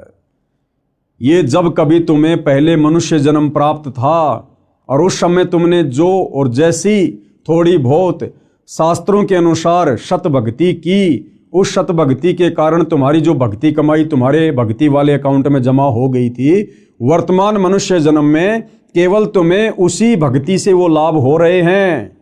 जिस प्रकार भाइयों और बहनों, आपने लाइट में इन्वर्टर लगाकर बैटरी को फुल चार्ज कर लिया और लाइट अचानक से चली गई, लाइट अचानक से चली गई, आपका इन्वर्टर अभी भी उस पलक में लगा हुआ है, उस पॉइंट में लगा हुआ है जिसमें लाइट नहीं आ रही है, और आपके पंखे भी चल रहे हैं, आपकी बैटरी भी चल रही है, क्योंकि आपका इन्वर्टर काम कर रहा है, भले लाइट चली गई। अब कोई व्यक्ति ये कहे भैया ये तुम्हारी जो लाइट है, तुम्हारी जो पंखे हैं ना, ये लाइट से नहीं चल रहे, बिजली से नहीं चल रहे, क्योंकि बिजली तो आ ही नहीं रही। और वो व्यक्ति कहेगी नहीं, ये लाइट से ही चल रहे हैं, देखो मैंने मेरा इन्वर्टर लाइट में लगा रखा है। भाइयों और बहनों, वर्तमान में लाइट नहीं आ रही है, लेकिन लाइट में चार्जर लगाकर उसने जो बैटरी चार्ज कर रखी थी, उस बैटरी से फिलहाल उसको वो सुविधा मिल रही है, पंखे चल रहे हैं, ट्यूब जल रही है। और जब वो बैटरी डिस्चार्ज हो जाएगी, उस समय उसकी सारी सुविधाएं स्वतः बंद हो जाएगी। ठीक इसी प्रकार भाइयों और बहनों, वर्तमान में सतगुरु रामपाल जी के भक्तों के अलावा पृथ्वी पर कोई भी प्राणी, वो चाहे पृथ्वी लोक में हो चाहे देवलोक में हो, वो शास्त्र अनुकूल सत भक्ति नहीं कर रहे हैं। और फिर भी यदि उन्हें सर्व सुख प्राप्त हैं, तो किसी पूर्व जन्म में उन्होंने जो शास्त्र अनुकूल सत भक्ति की थी, अपनी जो बैटरी चार्ज की थी, आज अपनी खुद की वो बैटरी चार्ज की गई भक्ति कमाई खा रहे हैं, खर्च कर रहे हैं। चाहे कोई सरपंच बना हुआ है, चाहे कोई एमएलए है, एमपी है, मंत्री है, मुख्यमंत्री है, प्रधानमंत्री है या राष्ट्रपति है, जो व्यक्ति वर्तमान में सतगुरु रामपाल जी को सतगुरु धारण करके सत भक्ति नहीं कर रहा है, वो व्यक्ति अपने पूर्व जन्मों की भक्ति मलाई खा रहा है, खर्च कर रहा है। और एक दिन वो बैटरी डिस्चार्ज होगी और फिर उस व्यक्ति के ऊपर वो समस्त आपत्तियां, आपदाएं आनी शुरू हो जाएंगी, जो एक भक्तिहीन प्राणी के ऊपर ऑलरेडी आ रही है। इसलिए भाइयों और बहनों, सत भक्ति रूपी चार्जर वर्तमान में पूरी पृथ्वी पर केवल सतगुरु रामपाल जी के पास में है।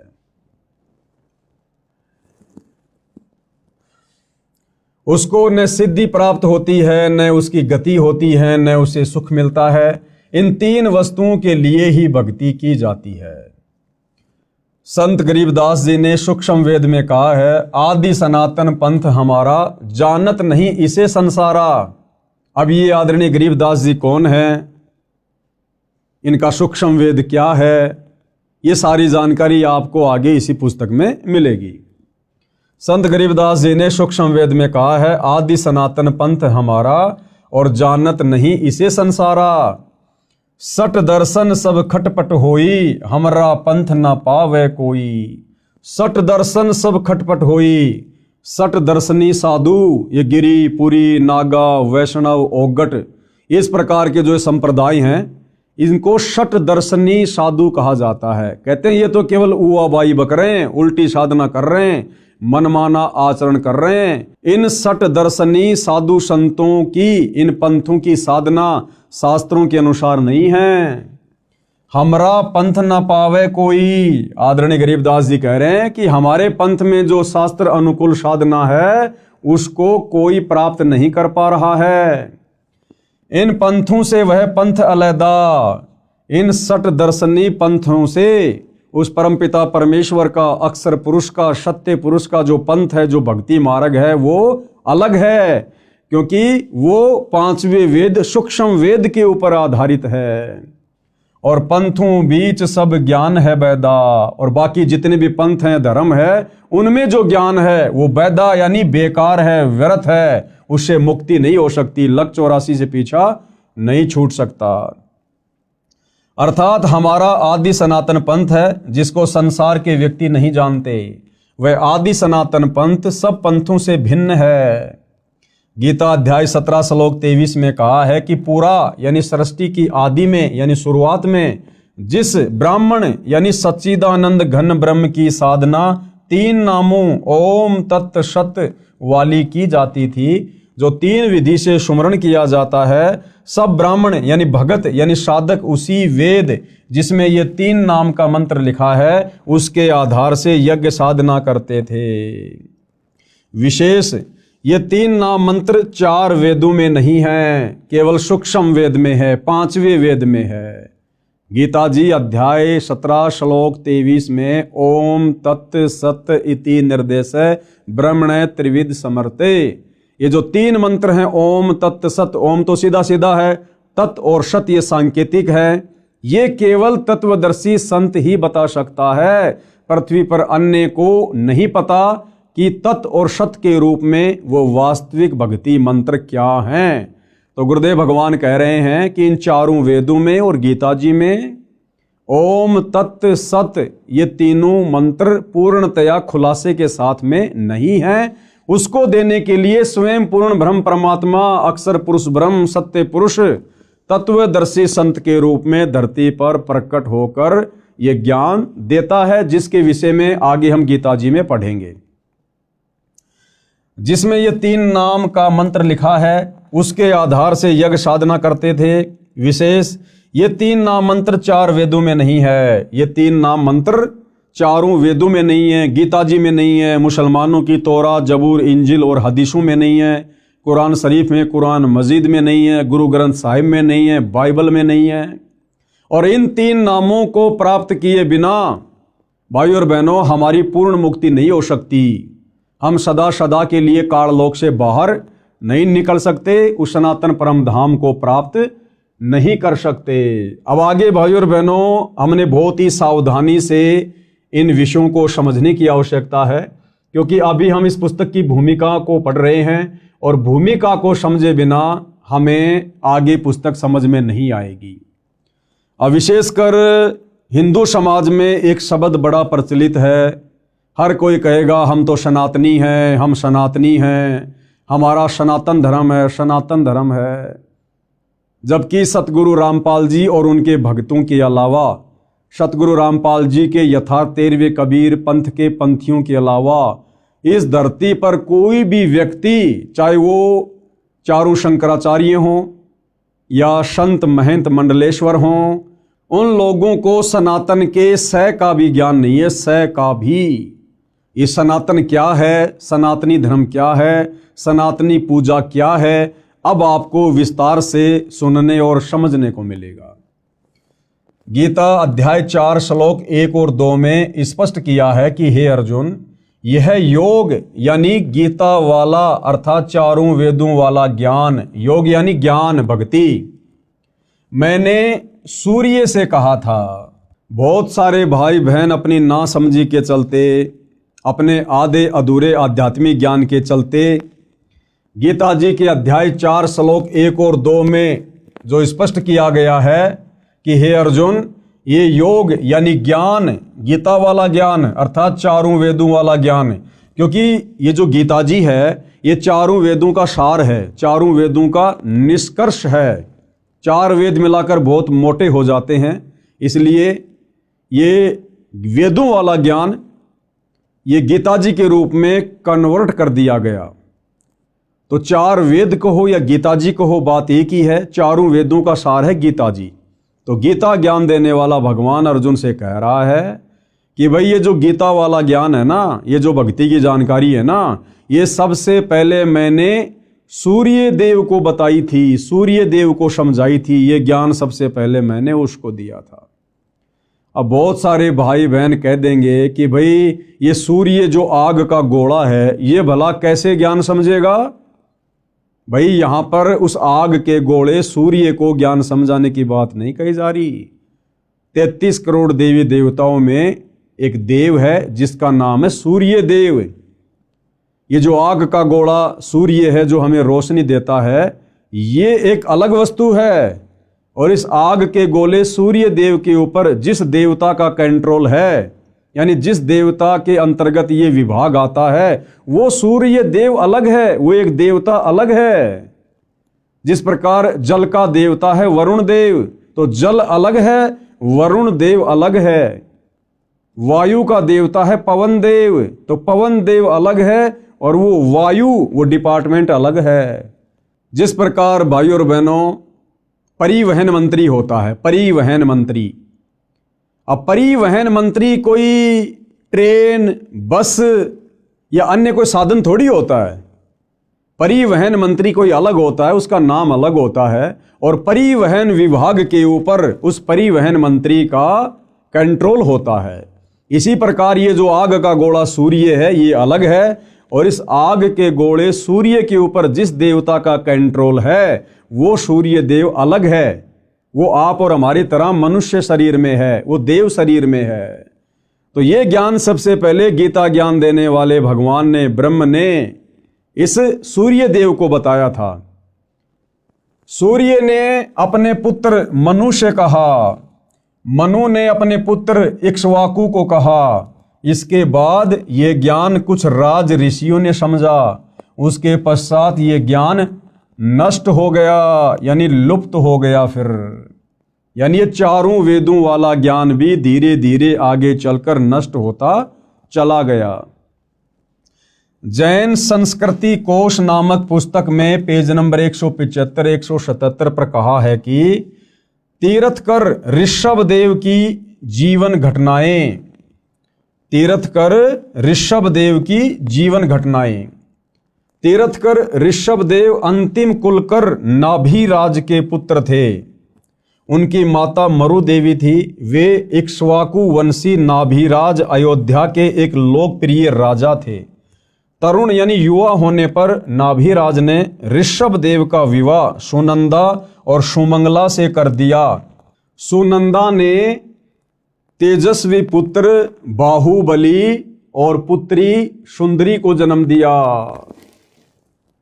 और सुमंगला ने भरत सहित 99 पुत्रों और ब्राह्मी पुत्री को जन्म दिया।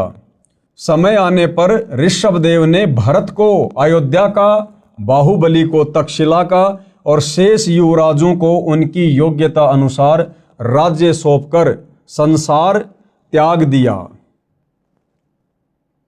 और दीक्षा लेकर साधना में लीन हो गए। साधना काल में पाणिपात्री ऋषभ देव 1 वर्ष तक निराहार रहे, यानी भूखे रहे। बाद में बाहुबली के पुत्र श्रेयांश कुमार ने इक्षु रस यानी गन्ने का रस देकर उनकी इस निराहार व्रति को तोड़ा। लगातार 1000 वर्ष तक तपस्या करने वाले मुनि ऋषभ देव ने अंत में केवल ज्ञान प्राप्त किया और धर्म देशना यानी नाम उपदेश देना प्रारंभ कर दिया। प्रथम धर्म देशना भरत के पुत्र मरीचि को दी, जो बाद में जैन धर्म के 24वें तीर्थकर महावीर वर्धमान बने।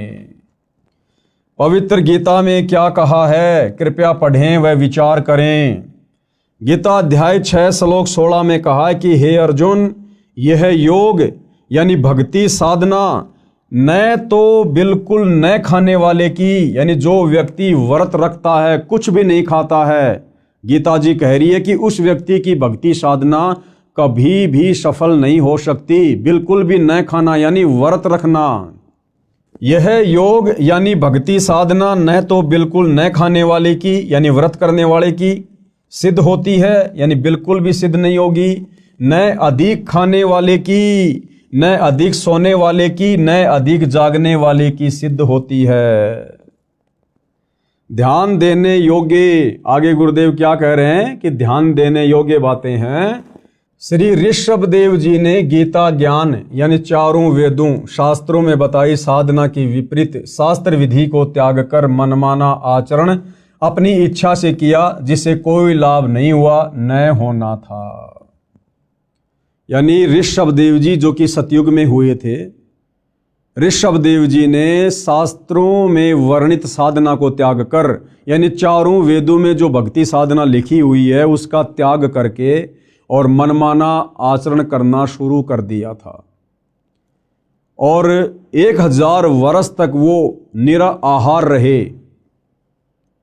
और उसके बाद जब उन्होंने सबसे पहले नाम उपदेश देना शुरू किया तो सबसे पहला उपदेश ऋषभ देव जी ने अपने पोते मारीच को दिया, मारीची को दिया। और वही मारीची वाली आत्मा आगे चलकर जैन धर्म में 24वें तीर्थकर महावीर स्वामी कहलाए। तो विचार करो भाई और बहनों, जब सतयुग में ऋषभ देव जी शास्त्र विधि को त्याग कर मनमाना आचरण करना शुरू कर चुके थे, तो उनसे उपदेश प्राप्त मारीची वाली आत्मा जो आगे चलकर जैन धर्म में 24वें तीर्थकर बने महावीर स्वामी, भला उनके पास में वेदों वाली साधना कहां से होगी। और जैन धर्म की पुस्तक है आओ जैन धर्म को जाने, उस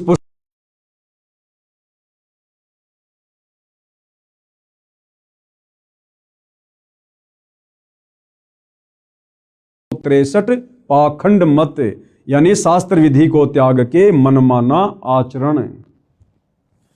श्री ऋषभ देव जी ने गीता ज्ञान यानी चारों वेदों में बताई साधना के विपरीत शास्त्र विधि को त्याग कर मनमाना आचरण अपनी इच्छा से किया, जिससे कोई लाभ नहीं हुआ, ना होना था। अन्य प्रमाण गीता अध्याय 17 श्लोक 5 और 6 में इस प्रकार कहा है, जो मनुष्य शास्त्र विधि रहित यानी शास्त्र विधि को त्याग कर केवल मन कल्पित घोर तप को तपते हैं, यानी जो साधना गीता में लिखी है, जो साधना चारों वेदों में लिखी है, उसके अनुसार भक्ति साधना ना करके जो मनमुखी रूप से कोई तप करता है, कोई पैदल यात्रा करता है, कोई कावड़ लेके आता है, कोई कैसा कैसा घोर तप करता है, तो कहते हैं कि शास्त्र विधि को त्याग कर केवल मन कल्पित यानी जैसा मन में आया वैसी भक्ति शुरू कर दी, या जैसा किसी ने बता दिया कि भैया फला फला जगह एक पीपल का पेड़ है, उसके चारों तरफ लाल धागा बांधने से ये सुख हो जाएगा, बेटा हो जाएगा, ये होते मन कल्पित कर्म। केवल मन कल्पित घोर तप को तपते हैं वे शरीर में प्राणियों व कमल चक्रों में विराजमान शक्तियों को तथा हृदय में स्थित मुझको भी दुखी करने वाले हैं, वो कृष करते हैं। उन अज्ञानियों को तू आसुर स्वभाव के जान। भाई गीता ज्ञान देने वाला भगवान हिंदू भाई बहनों को विशेष तौर पर समझना चाहिए। ये गीता जी का ज्ञान पढ़ाया जा रहा आपको, कौन सा अध्याय है, कौन सा श्लोक है, आगे चलकर आपको गीता प्रेस गोरखपुर से प्रकाशित उस गीता के पेज भी दिखाए जाएंगे आपकी संतुष्टि के लिए। तो गीता का ज्ञान देने वाला भगवान खुद कह रहा है कि जो व्यक्ति चारों वेदों में और गीता जी में जो साधना करनी चाहिए जो लिखी हुई है, उस साधना को ना करके और मन कल्पित घोर तप करते हैं, यानी कावड़ लाना, पैदल यात्रा करना, बद्रीनाथ जाना, केदारनाथ जाना, अन्य घोर साधना करना, कहते हैं उस व्यक्ति को तू राक्षस स्वभाव का जान, आसुर प्रवृत्ति का। और गीता ज्ञान देने वाला कह रहा है कि ऐसे प्राणी इस मनुष्य शरीर में विराजमान कमल दल में देवी देवताओं को भी दुखी करते हैं। और गीता ज्ञान दाता कहता कि ऐसे आसुर स्वभाव वाले प्राणी मुझको भी दुखी करते हैं, और ऐसे व्यक्तियों को तो शरीर छोड़ने के बाद में मैं घोर नरक में डालता हूं, नरक में। गीता अध्याय 17 श्लोक 5 और 6 में इस प्रकार कहा है, जो मनुष्य शास्त्र विधि रहित यानी शास्त्र विधि को त्याग कर केवल मन कल्पित घोर तप को तपते हैं, वे शरीर में प्राणियों व कमल चक्रों में विराजमान शक्तियों को तथा हृदय में स्थित मुझको भी दुखी करने वाले हैं, वो कृष करने वाले हैं। उन अज्ञानियों को तू आसुर स्वभाव के जान, यानी राक्षस प्रवृत्ति वाला जान उनको। उपरोक्त गीता शास्त्र के उल्लेख से स्पष्ट हो जाता है कि इक्ष्वाकु वंशी नाभिराज तक यानी सत्य युग में लगभग 1 लाख वर्ष तक वेदों यानी गीता वाले ज्ञान अनुसार पूजा की जाती थी। यानी सतयुग में जिस समय अयोध्या के राजा नाभिराज थे, उस समय शास्त्रों के अनुसार साधना की जाती थी। लेकिन नाभिराज के बाद जब अयोध्या के राजा ऋषभ देव जी बने, तो ऋषभ देव जी ने ये चारों वेदों वाली साधना को त्याग दिया था और मनमाना आचरण करना शुरू कर दिया था। उपरोक्त गीता शास्त्र के उल्लेख से स्पष्ट हो जाता है कि इक्ष्वाकु वंशी नाभिराज तक यानी सतयुग में लगभग 1,00,000 वर्ष तक वेदों यानी गीता वाले ज्ञान अनुसार पूजा की जाती थी। उसके पुत्र ऋषभदेव जी से यानी नाभिराज के पुत्र ऋषभदेव जी से शास्त्र विधि त्याग कर मनमाना आचरण प्रारंभ हुआ। यानी जैन भाई जिसे अपना प्रथम तीर्थकर कहते हैं ऋषभदेव, उस ऋषभदेव ने सतयुग से ही चारों वेदों वाली साधना को छोड़कर मनमुखी साधना शुरू कर दी थी। तो गुरुदेव भगवान का कहने का मतलब है कि जब तुम्हारे प्रथम तीर्थकर ऋषभदेव ने सतयुग में ही मनमाना आचरण करना शुरू कर दिया था, जिस भक्ति के करने से ना सिद्धि मिलती है, ना रिद्धि मिलती है, ना सुख होता है, ना मोक्ष होता है, तो वर्तमान के जैन भाई महावीर स्वामी को अपना परमात्मा मानकर, भगवान मानकर जो साधना कर रहे हैं, उस साधना से तो जैन समाज के भाई बंधु लाख जन्म भी सुख और मोक्ष प्राप्त नहीं कर सकते। और श्री महावीर स्वामी जी तो वैसे ही 363 और नए नए पाखंड मत चलाकर चले गए, जैसे नंगा रहना, मुंह के ऊपर पट्टी बांधना, नंगे पैर रहना, ये इस प्रकार के 363 पाखंड मत चलाकर चले गए थे। सूर्य अस्त होने से पहले भोजन कर लेना, प्याज लहसुन का प्रयोग नहीं कर लेना, ये पाखंड मत में आते हैं जो महावीर स्वामी जी ने शुरू किए। और सनातनी पूजा का अंत हुआ, यानी सतयुग में जब से ऋषभदेव जी ने शास्त्र विधि को त्याग कर मनमानी साधना शुरू की, उसी समय से सनातनी पूजा का अंत हुआ, उसी समय से सनातनी पूजा समाप्त हो गई थी। श्री ऋषभदेव जी की पूजा यानी घोर तप करना वेदों के अनुसार साधना नहीं है, इसलिए ऋषभदेव जी की भक्ति शास्त्र विधि त्याग कर मनमाना आचरण था, जिससे उनका जीवन नष्ट हो गया था। यानी ऋषभदेव जी 84 लाख योनियों में चले गए फिर गधे कुत्ते सुअर बनने के लिए, उनका मोक्ष नहीं हुआ। प्रमाण श्रीमद् भागवत सुधा सागर सुख सागर उस पुराण में इस प्रकार है। क्या लिखा हुआ है? एक समय ऋषभदेव जी मुख में पत्थर का टुकड़ा लेकर नग्न अवस्था में वन में घूम रहे थे। जंगल में आग लग गई, उस दावानल में ऋषभदेव जी जलकर मर गए। यह पौराणिक कथा है। क्या ये गति यानी मुक्ति हो गई? उसी समय से ये शास्त्र विधि त्याग कर मनमाना आचरण सब ऋषि जन करने लगे। प्रमाण के लिए किसी भी पुराण को पढ़ो, लिखा है कि उस ऋषि ने इतने वर्ष घोर तप किया, उसने इतने वर्ष तक तप किया आदि आदि, फिर वे शास्त्र विधि विरुद्ध साधक ऋषिजन अपना अपना अनुभव जो शास्त्र विरुद्ध साधना से हुआ उसका कथन करने लगे। अन्य ऋषिजन एक दूसरे की सुनकर आगे उन्हीं शास्त्रों के विपरीत ज्ञान को सुनाने लगे, जिनसे 18 पुराण बन गए। यानी सतयुग में अयोध्या के राजा ऋषभदेव जी ने चारों वेदों वाली साधना को त्याग कर जो मनमाना आचरण किया, पाखंड किया, आडंबर किया, उसको आधार बनाकर फिर आगे ऋषि मुनि साधु संत महात्माओं ने वैसी भक्ति करनी शुरू कर दी ऋषभदेव जैसी वाली। घर परिवार को छोड़कर संन्यास लेकर जंगलों में चले जाते थे, गुफाओं में रहा करते थे, घोर तप किया करते थे, जिस घोर तप को तपने के लिए गीता जी मना कर रही है। और आगे चलकर उन साधु संत महात्माओं को समाधि अवस्था में जैसा भी अनुभव प्राप्त हुआ, ये काल ऐसे सबको भ्रमित रखता है। और जैसा भी उनको अपनी भक्ति साधना से तप करने से जो भी अनुभव प्राप्त हुआ, उस अनुभव को आगे चलकर उन साधु संत महात्माओं ने आम व्यक्तियों के लिए पुस्तकों के रूप में लिखना शुरू कर दिया, जिससे 18 पुराणों की रचना हुई, 18 पुराण बने।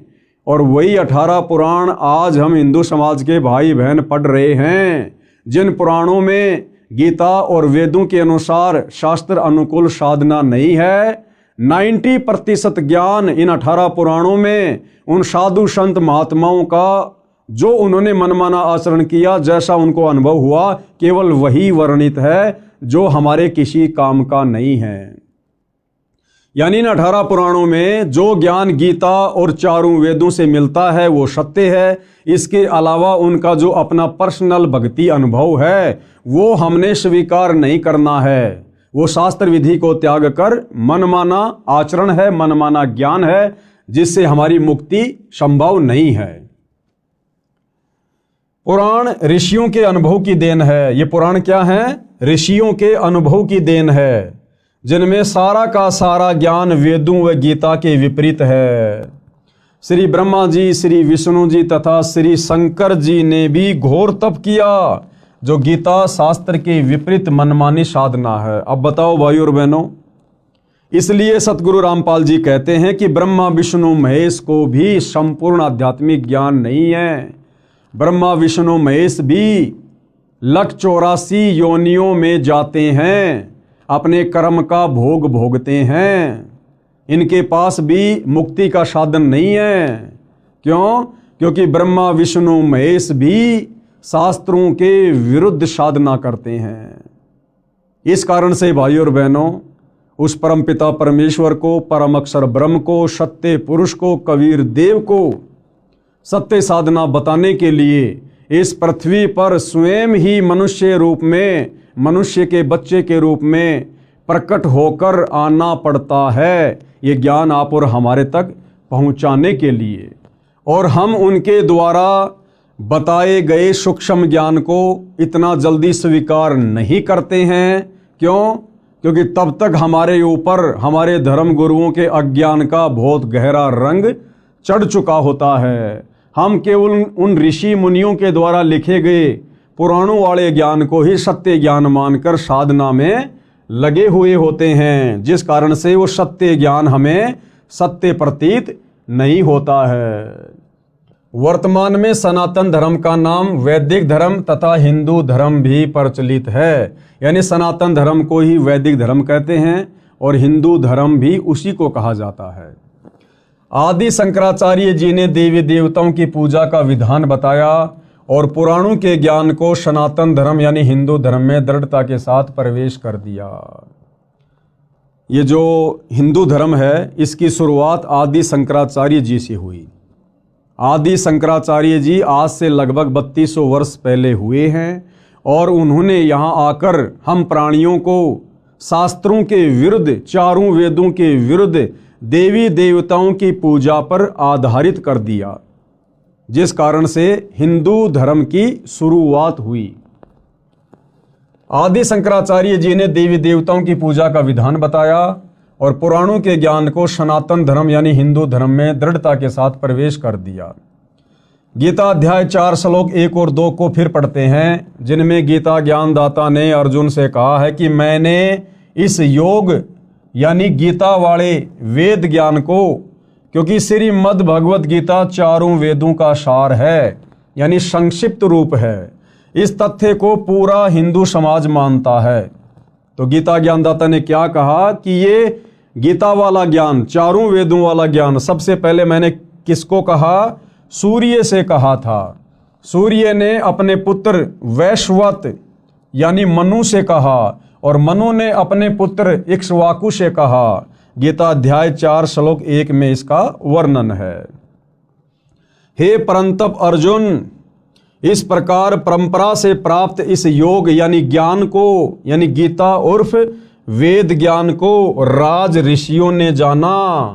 किसने जाना? इन राज ऋषियों ने जाना। मनु जैसे ने, वैश्वत जैसे ने, इक्ष्वाकु जैसे ने, ये राजाओं के दरबार में रहा करते थे, उनके धर्म गुरु बनकर, राजगुरु बनकर। तो गीता ज्ञान देने वाला भगवान कह रहा कि हे अर्जुन, इस प्रकार इस ज्ञान को इन राज ऋषियों ने जाना। हे परंतप अर्जुन, इस प्रकार परंपरा से प्राप्त इस योग को यानी गीता उर्फ वेद ज्ञान को राज ऋषियों ने जाना, किंतु उसके बाद वह योग यानी वेद ज्ञान बहुत समय से इस पृथ्वी लोक में नष्ट हो गया यानी लुप्त हो गया। गीता अध्याय 4 श्लोक 2 में ऐसा वर्णन है। ध्यान दें तो श्लोक 2 के मूल पाठ में नष्ट शब्द है, जिसका अर्थ नष्ट हो गया सटीक अर्थ है। राजा नाभिराज तक सतयुग लगभग 1 लाख वर्ष व्यतीत हो चुका था।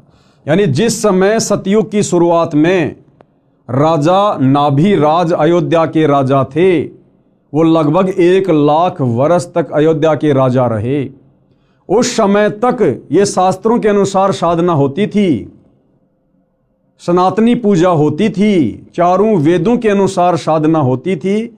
और नाभिराज के बाद यानी सतयुग की शुरुआत के 1,00,000 वर्ष बाद फिर ये ज्ञान धीरे धीरे धीरे धीरे नष्ट होना शुरू हो गया।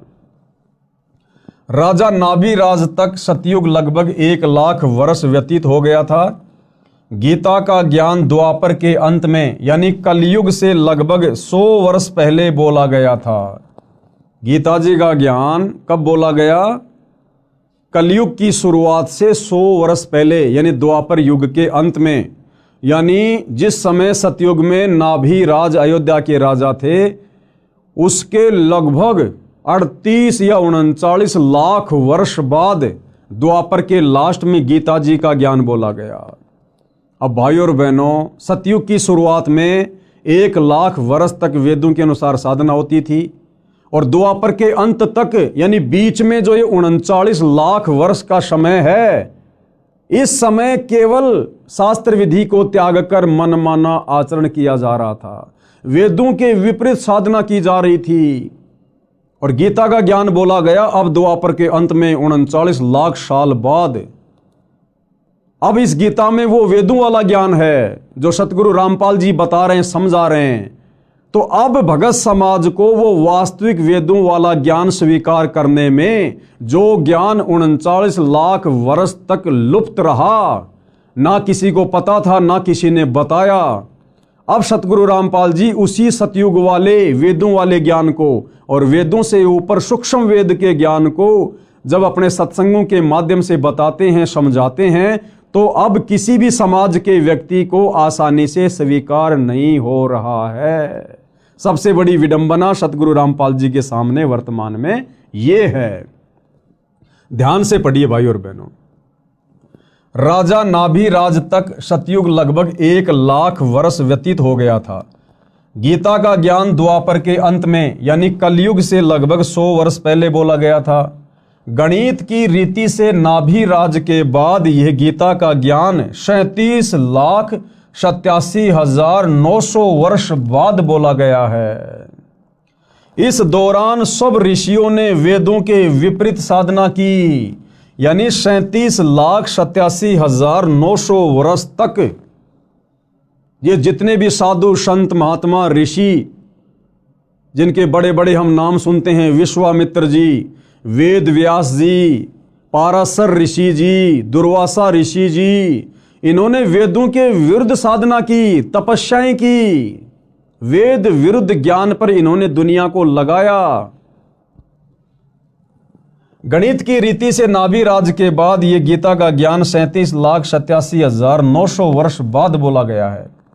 इस दौरान सब ऋषियों ने वेदों के विपरीत साधना की, जिसका प्रमाण तथा परिणाम 18 पुराण है। यानी इन 18 पुराणों में इन साधु संत महात्माओं ऋषियों की जो अपनी थ्योरी है, इन्होंने जो मनमानी साधना की और समाधि अवस्था में जैसा इनको अनुभव हुआ परमात्मा के विषय में, भक्ति के विषय में, उसी का वर्णन इन्होंने पुस्तकों के माध्यम से कर दिया, जिसको 18 पुराण कहा जाता है।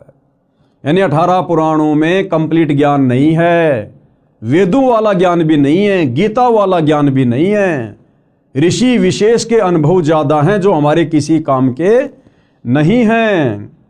पुराणों में कोई भी साधना गीता यानी वेदों के अनुसार नहीं है। इन पुराणों में कोई भी साधना वेद या गीता के अनुसार नहीं है।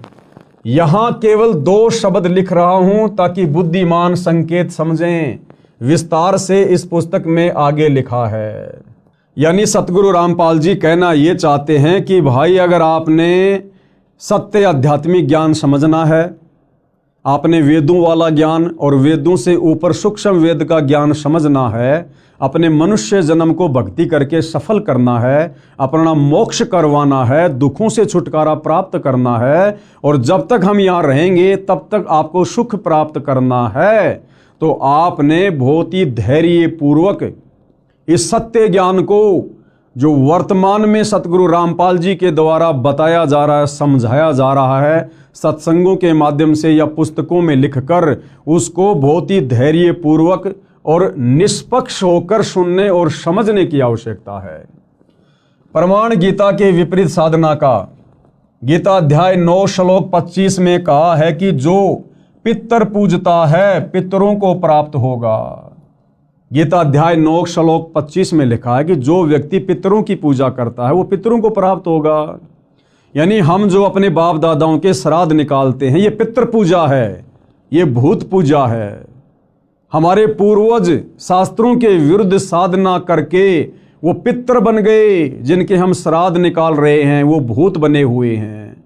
तो यदि हम गीता अध्याय 9 श्लोक 25 के अनुसार पितृ पूजा करेंगे, भूतों की पूजा करेंगे, श्राद्ध निकालेंगे, समाधि पूजेंगे, तो हम अपने पूर्वजों के पास चले जाएंगे जो भूत बने हुए हैं, जो पितृ बने हुए हैं। और पितृ तो वैसे ही महादुखी, तो भला कैसे हमारी मुक्ति होगी। इसलिए हमने बहुत ही धैर्यपूर्वक संत रामपाल जी के ज्ञान को सुनना और समझना पड़ेगा। गीता अध्याय 9 श्लोक 25 में कहा है कि जो पितृ पूजता है पितरों को प्राप्त होगा, यानी वो पितृ बनेगा। भूत पूजने वाला भूतों को प्राप्त होगा, यानी भूत बनेगा। और देवताओं को पूजने वाला देवताओं को प्राप्त होगा, यानी देवताओं के पास जाएगा। और मेरा भगत मुझे प्राप्त होगा। और जो देवताओं की पूजा करेंगे वो देवताओं के लोक में जाएंगे, देवताओं के लोक में जाकर उनके नौकर बनेंगे, उनके गण बनेंगे। और गीता ज्ञानदाता कहता है कि जो मेरी पूजा करेगा, इसकी पूजा गीता अध्याय 8 श्लोक नंबर 13 में लिखी हुई है कि ओम इति एक अक्षर ब्रह्म व्यवहारण माम अनुस्मरण ये परियाति तजन देहम सयाति परमाम गतम। कि भाई अर्जुन, मुझ ब्रह्म की साधना का एक ओम मंत्र है, और जो व्यक्ति अंतिम श्वास तक ओम नाम की साधना विधिवत करता है मर्यादाओं में रहकर, शरीर छूटने के बाद वो मेरे ब्रह्मलोक में आता है। और गीता अध्याय 8 श्लोक नंबर 16 में ब्रह्म कह रहा है कि मेरे लोक में आने वाला भी वापस नीचे जाता है, नरक भोगता है, 84 में जाता है। यानी पूर्ण मुक्ति ब्रह्म के ब्रह्मलोक में भी नहीं है। देवताओं को पूजने वाला देवताओं को प्राप्त होगा, यानी देवताओं के पास जाएगा। और गीता ज्ञान देने वाला कह रहा है कि मेरा भगत मुझे प्राप्त होगा। यदि पवित्र हिंदू धर्म की पूजाओं पर दृष्टि दौड़ाई जाए, यानी वर्तमान में हिंदू समाज जो भक्ति साधना कर रहा है, हमारे ये जितने भी धर्म गुरु हैं, शंकराचार्यों से लेकर छोटे मोटे संत महंत मंडलेश्वर, ये जो साधना हमसे करवा रहे हैं, तो पता चलता है कि लगभग पूरा हिंदू समाज पितृ पूजा, भूत पूजा, देवी देवताओं की पूजा करता है, जो शास्त्र विधि त्याग कर मनमाना आचरण होने से गीता अध्याय 16 श्लोक 23 के अनुसार व्यर्थ प्रयत्न है। यानी वर्तमान हिंदू समाज में जो साधना प्रचलित है, उस साधना के करने से हमें किसी भी प्रकार से रिद्धि सिद्धि या मोक्ष प्राप्त सौपन में भी नहीं हो सकता है। सनातनी पूजा का पुनः उत्थान अब सतगुरु रामपाल जी के प्रयासों से, उनके भक्तों के द्वारा दिन रात उनकी पुस्तकों का, उनके सत्संगों का जो प्रचार प्रसार किया जा रहा है, जिस ज्ञान को आम समाज में उतारा जा रहा है, तो ये सतगुरु रामपाल जी का एक प्रयास है कि दोबारा से सनातनी पूजा का उत्थान किया जाए। यानी दोबारा से लोगों को वेदों की ओर लेकर जाया जाए।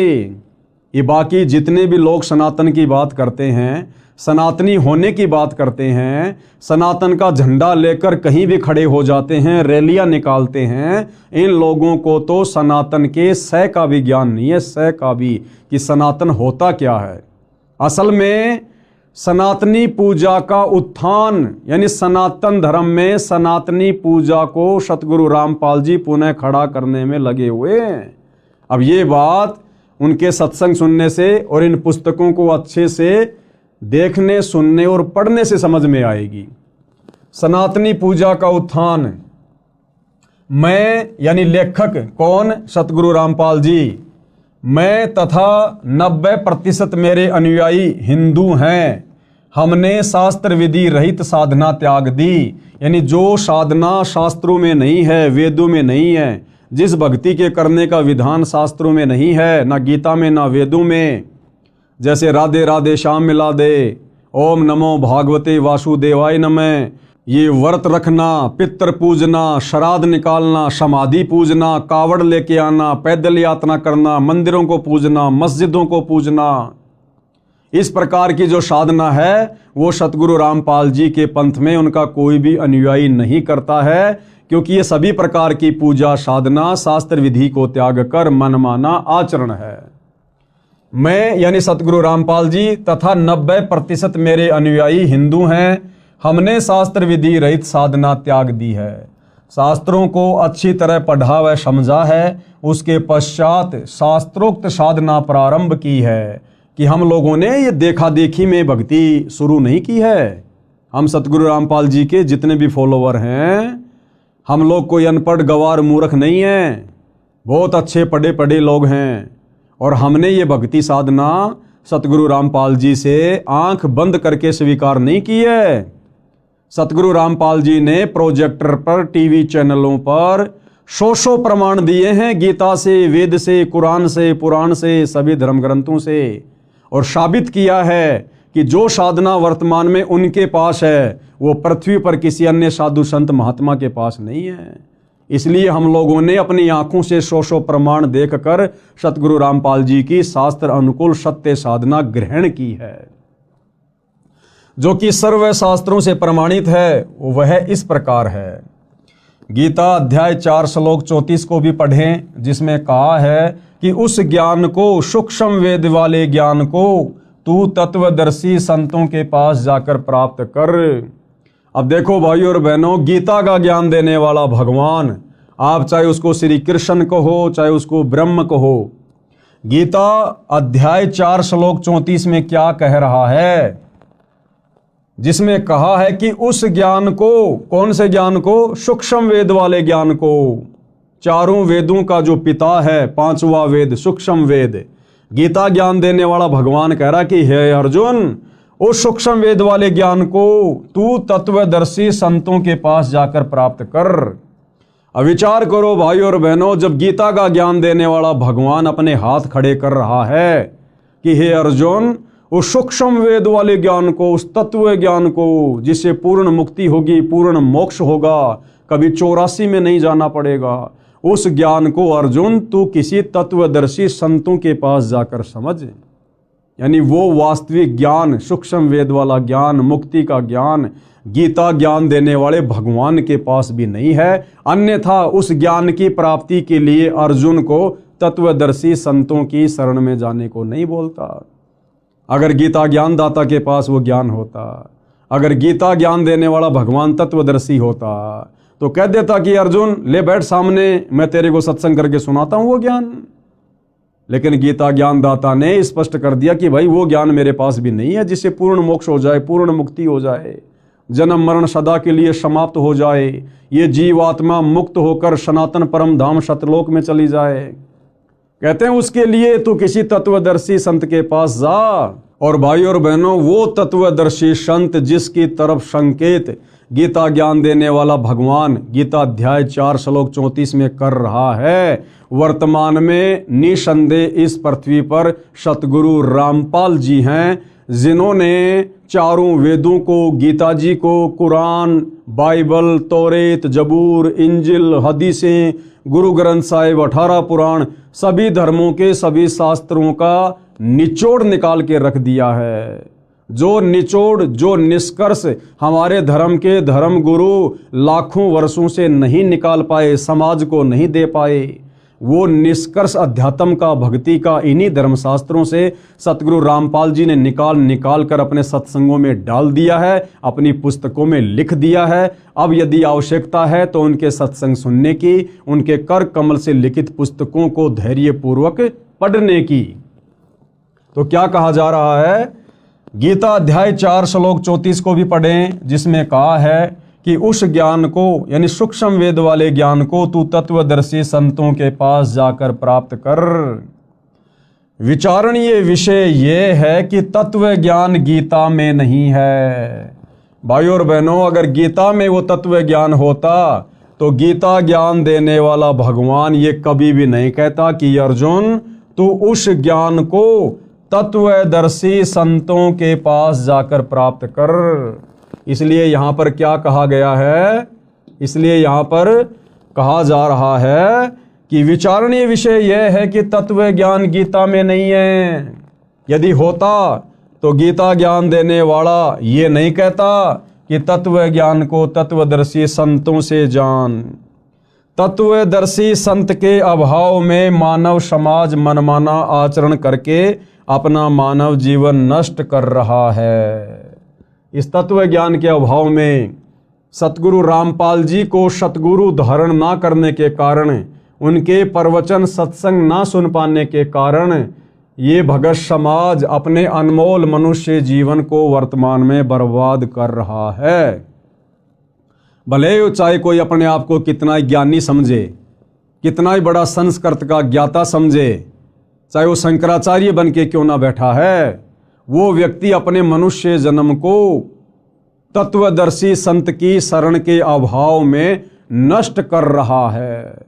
और भाई और बहनों, जब ये ज्ञान गीता ज्ञान देने वाले भगवान के पास नहीं है तो यहाँ के शंकराचार्यों के पास में कहाँ से आ जाएगा।